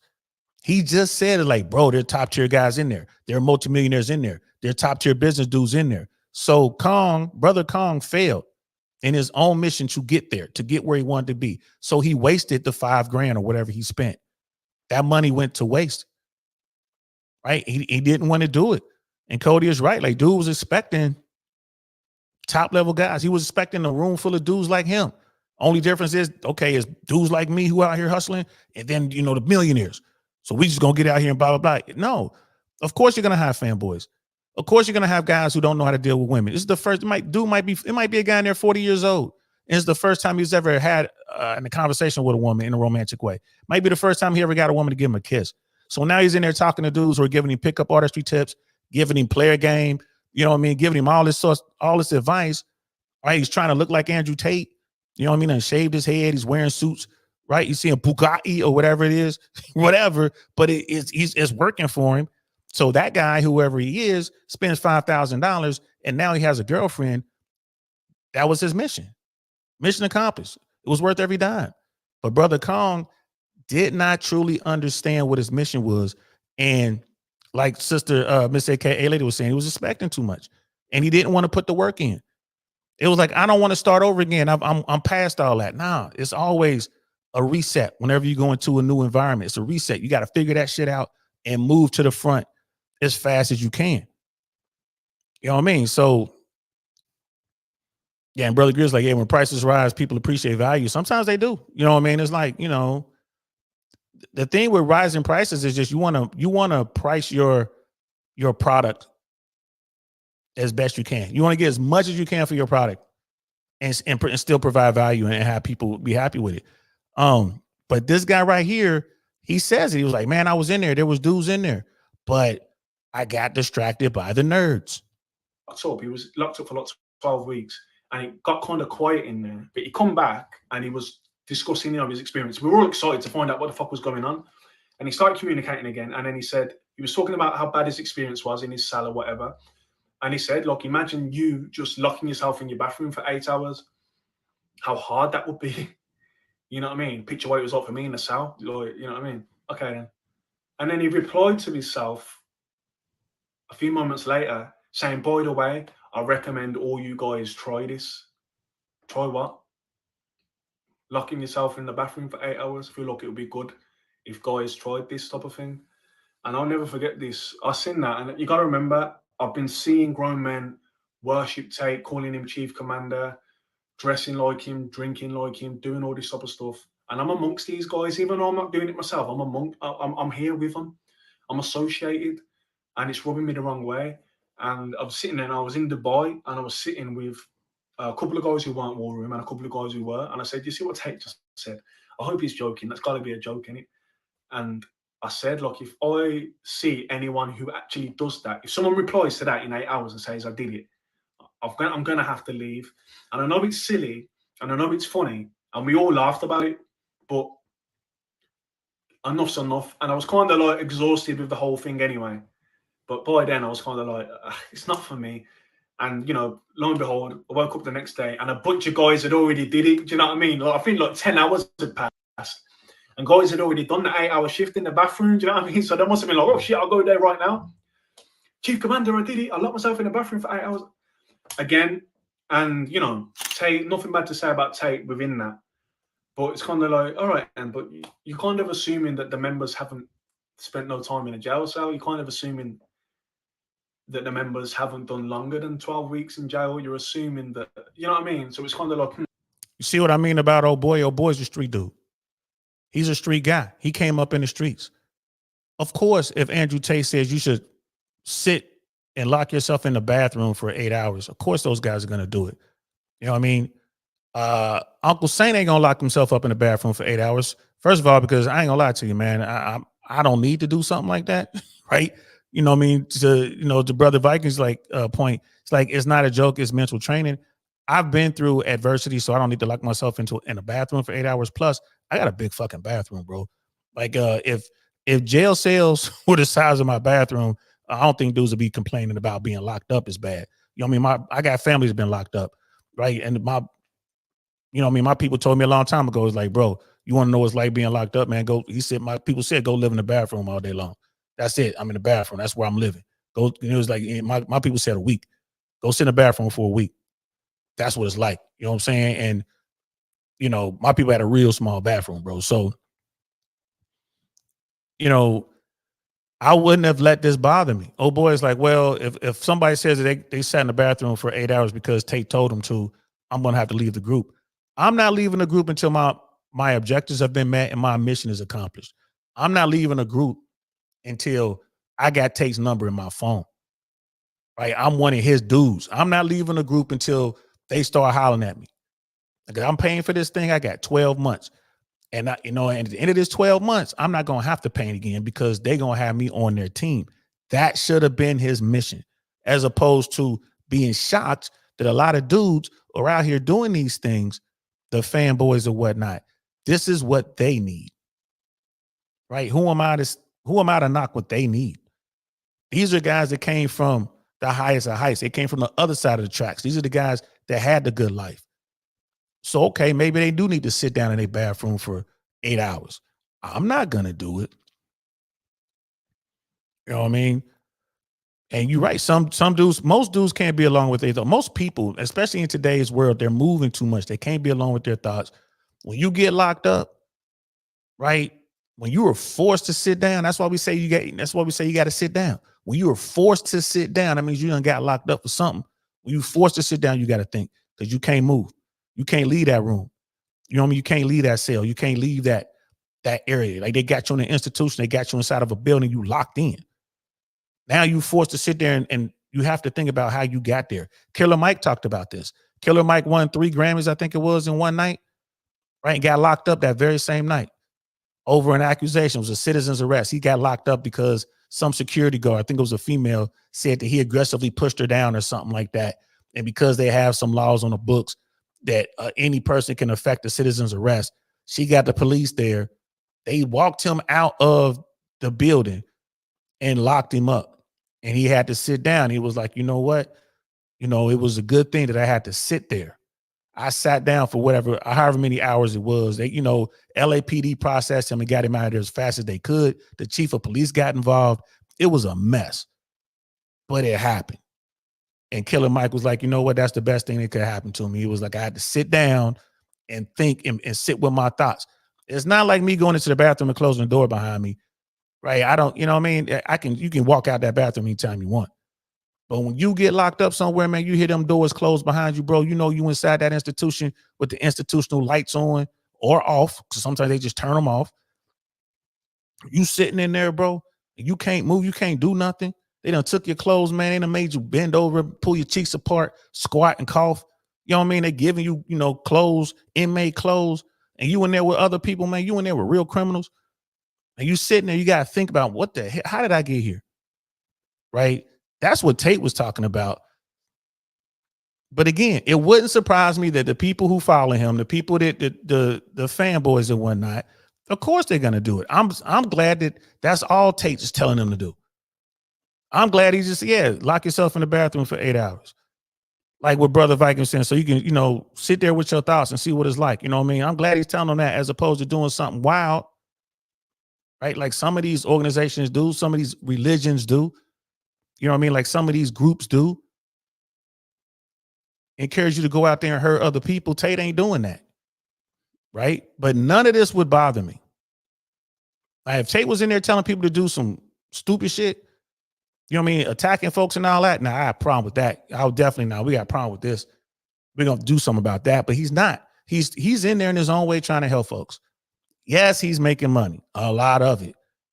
And some of these fanboys got some benefit, but Brother Kong obviously didn't get the benefit he was hoping for, so he moved on. Brother Rod Eric's in the building. What's good, fam? So he moved on. But the whole thing is like, man, if someone locks themselves in the bathroom for 8 hours, I'm going to have to leave this organization. Man, I ain't leaving the organization until I accomplish my objectives and complete my mission. He's automatically assumed that these guys have never been through anything like that before, which kind of made me think, okay, then so even he knows the majority of the people he's dealing with. And I hoped that he was like doing that as a joke, for a bit of fun, because then I'd relate to him a bit more, because I find that type of shit funny. But if he was serious about it and he genuinely thought that that was beneficial for guys to do, then,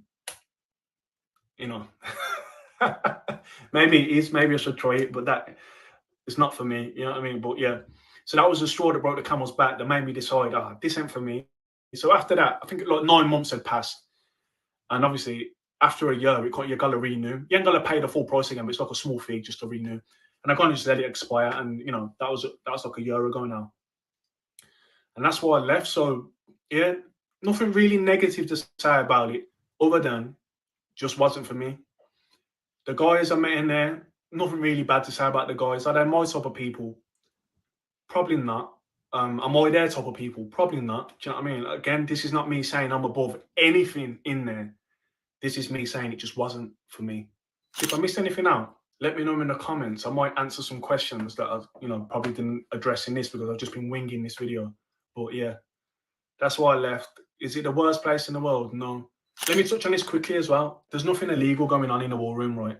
That I've seen. And I know these BBC and Channel 4 and everything do big hit pieces on the war room and the real world. And I always watch these hit pieces and thought, why don't you just join and find out for yourself instead of speculation? If you're going to spend all this money on getting this documentary or this series on TV, just spend the extra funds to actually get in there, because I just told you how fucking easy it was to get in there. And they never seem to do it because there's nothing going on in there now. Is there businesses that are frowned upon? OFM and webcams and stuff like that. Then businesses will always be frowned upon. But if they're done in a professional way, where you're offering a service to someone who's seeking the service and someone who's already in that field, I feel like, do what you're doing. Now, if you're offering your services to someone who's not in that field and don't want to do it and has told you they don't want to do it, and you keep pushing to try and get them to do it, you're going to get yourself in trouble. So that's all I've got to say on that. But I didn't see nothing illegal going on. So that's all bullshit. I don't know why they keep pushing that narrative. Now, it's been around for a long time. I don't know what was going on before I joined. I can just speak on from 2022 to 2023. I didn't see nothing like that. But, whatever, we'll see what happens. But yeah, that's it. Peace. Over the last month. Now, shout out to Brother Kong for keeping it 100. 100. He kept it 100. It wasn't a hit piece. Right? It's kind of like what Cody was saying. Like, dude, just letting you know what his experience was. It was what it was. You know what I mean?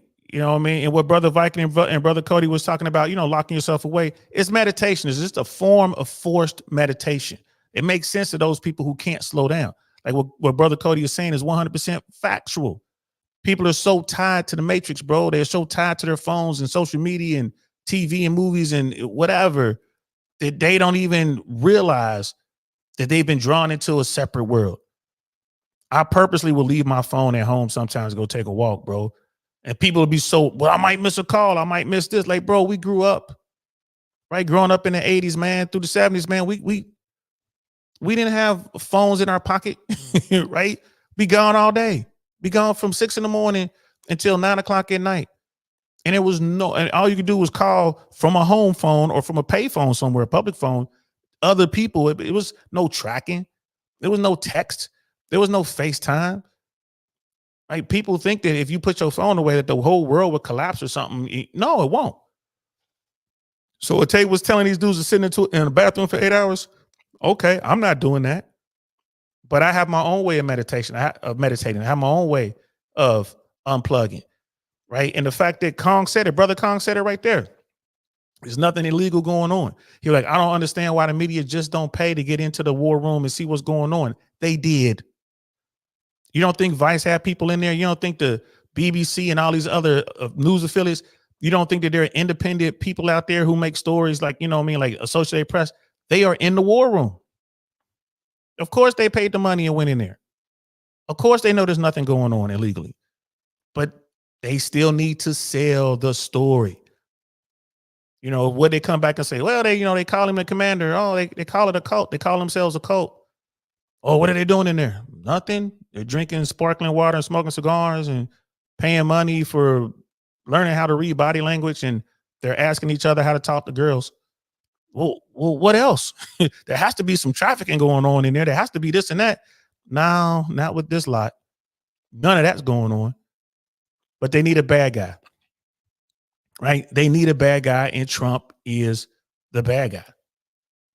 Dude just kept it real. He didn't like it. He paid for it, and he took accountability. Like, I failed to get what I want out of it, and that's it. And I left. I thought those guys were clowns. He didn't use the term. I'm using it, but they're just a different. Like I said, it's not people that I would normally interact with, and I'm not the type of people that they would interact with. And that's the whole point of being in there. You're you're colliding with different worlds, and people can benefit from that. Yes, the nerds would probably benefit more than he would initially, but if he has set a goal and managed to work his way up, and he would have got at the table with Tate and Tristan and Jay Waller and Shooter and all the rest of them, then I think he would have been more than happy, with the results and with the investment. But he walked away and he stepped up for it. He was like, "Is this a popular red pill guy or someone?" I think he was popular over in UK.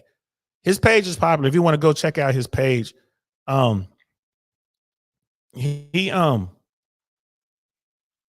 me hit. Yeah, what is his page? I'll drop his page in a link right now.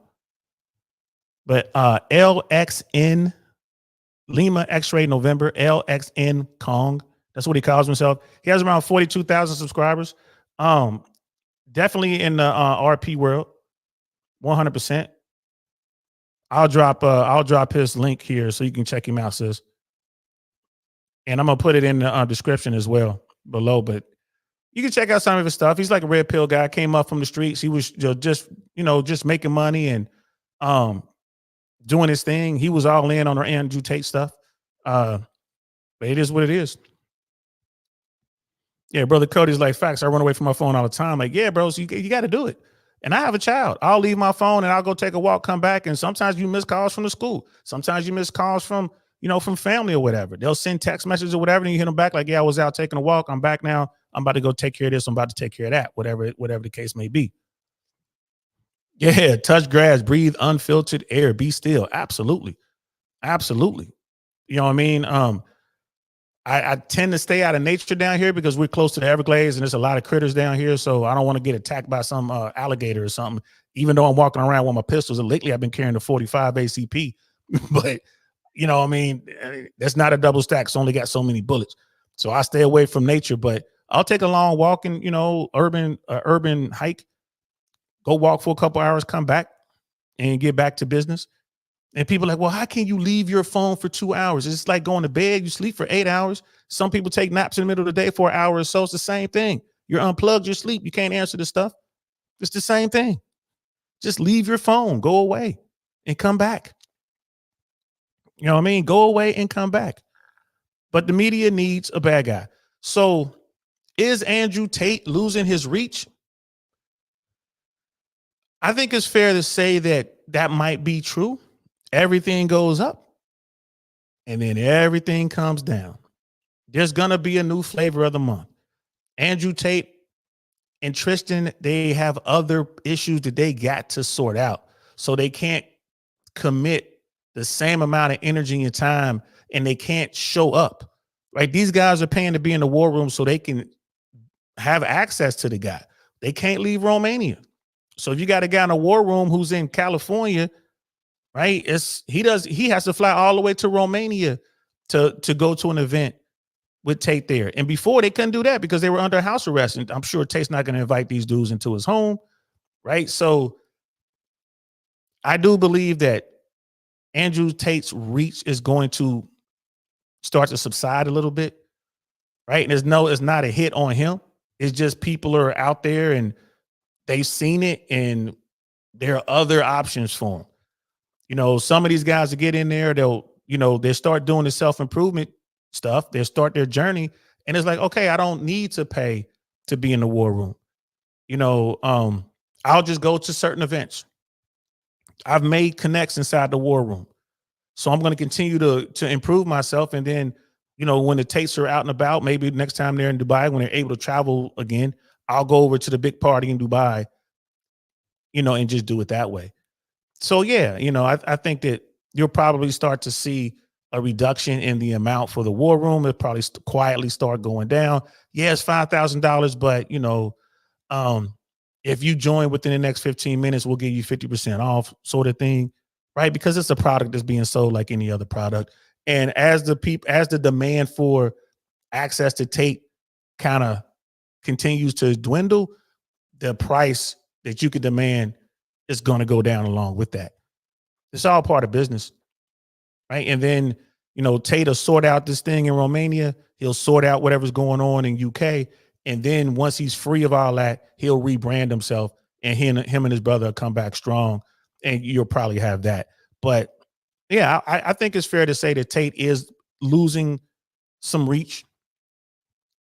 It is what it is. It's him and his brother against the world. It's like Team Tate versus Earth, and it's gonna be a long, drawn out fight. But yeah, man, like I said, I'm a fan of Tate, but we got to keep it 100 over here.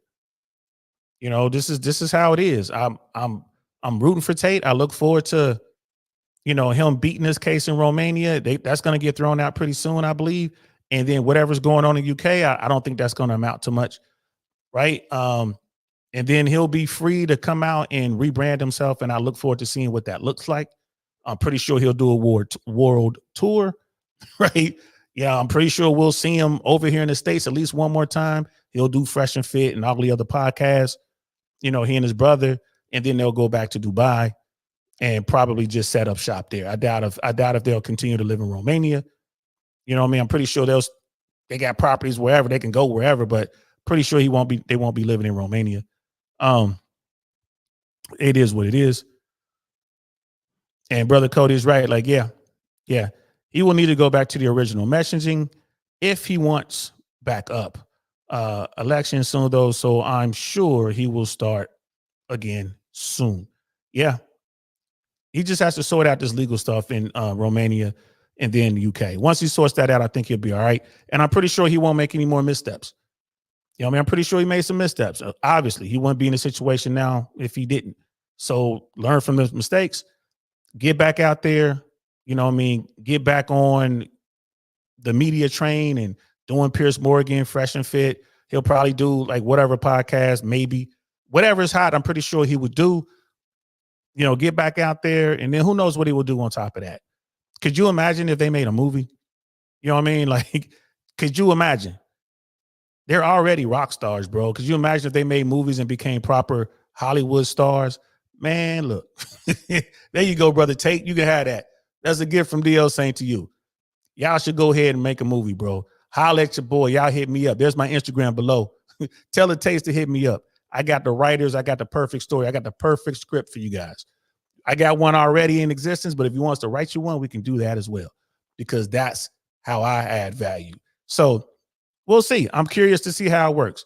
Brother Robert's like, he's going to be in Miami this weekend. Unfortunately, man, I can't make it down. Don't look like I'm going to be there, bro. Not this weekend. I'm a little salty, bro. I can't make it down, but it's all good. Tell everybody I said what's up. Some of the nights might make it. We might have 2 nights down there. I'll let you know if they make it down there. Like Roger, like been grinding. Roday's been grinding for a minute. Absolutely. IRS, appreciate that, bro. I'm gonna miss this event, but hey, the next event, I'll definitely be there in Miami. I love going to Miami. I have not been to Miami this year yet, bro. It's starting to get on my nerves. I need to get down there. That's my spot. Brother Cody is like, I think that I'm Not a Good Guy tour he didn't help his popularity. That's a fact. He's going to have to change up his messaging a little bit. You're right about that, bro. We'll see what he does. It's, like I said, I'm going to sit back and watch. I'm curious to see how this works out for Andrew Tate and Tristan Tate and the whole team. Like, we'll see how this plays out, man. I appreciate y'all rocking out with me. I hope y'all enjoyed that, man. Hope y'all enjoyed that. I was hoping to get through that in an hour, but 2 hours. It is what it is. This is what we do. Now it's time for me to go cook for my little girl, who's not so little anymore. Matter of fact, I think I'm gonna have her cook her. She's making spaghetti tonight. So she wants spaghetti tonight. So I'm gonna have her make it. And she knows how to do it. And I just gotta be there to clean up the mess. So I appreciate y'all rocking out with me. We'll be back tomorrow, 6 p.m. And we're gonna be talking about the pickup artists and the guys who were bad at it and how that affects the manosphere slant red pill world. All right, we're going to talk about that. I saw a video, King Dose. Actually, we're going to use one of King Dose's Dose of Game videos. And it was like a perfect video for the whole pickup artistry thing and how they approach women. And I watched it last night and I'm like, yo, that's going to be a good topic, because it does make all men look bad, because some of these dudes are out here using a strategy that they don't necessarily understand, and they're being lazy with it. So we're going to be talking about that tomorrow. Be looking for the thumbnail, 6 p.m. Eastern time. I hope to see y'all there. Y'all see the Instagram below. Don't be afraid to reach out and holler at your boy. I'm DL Saint. This is I Really Want to Know podcast. I'm going to holler at y'all later. Peace. Nothing like I've ever seen. It's just a thing of beauty.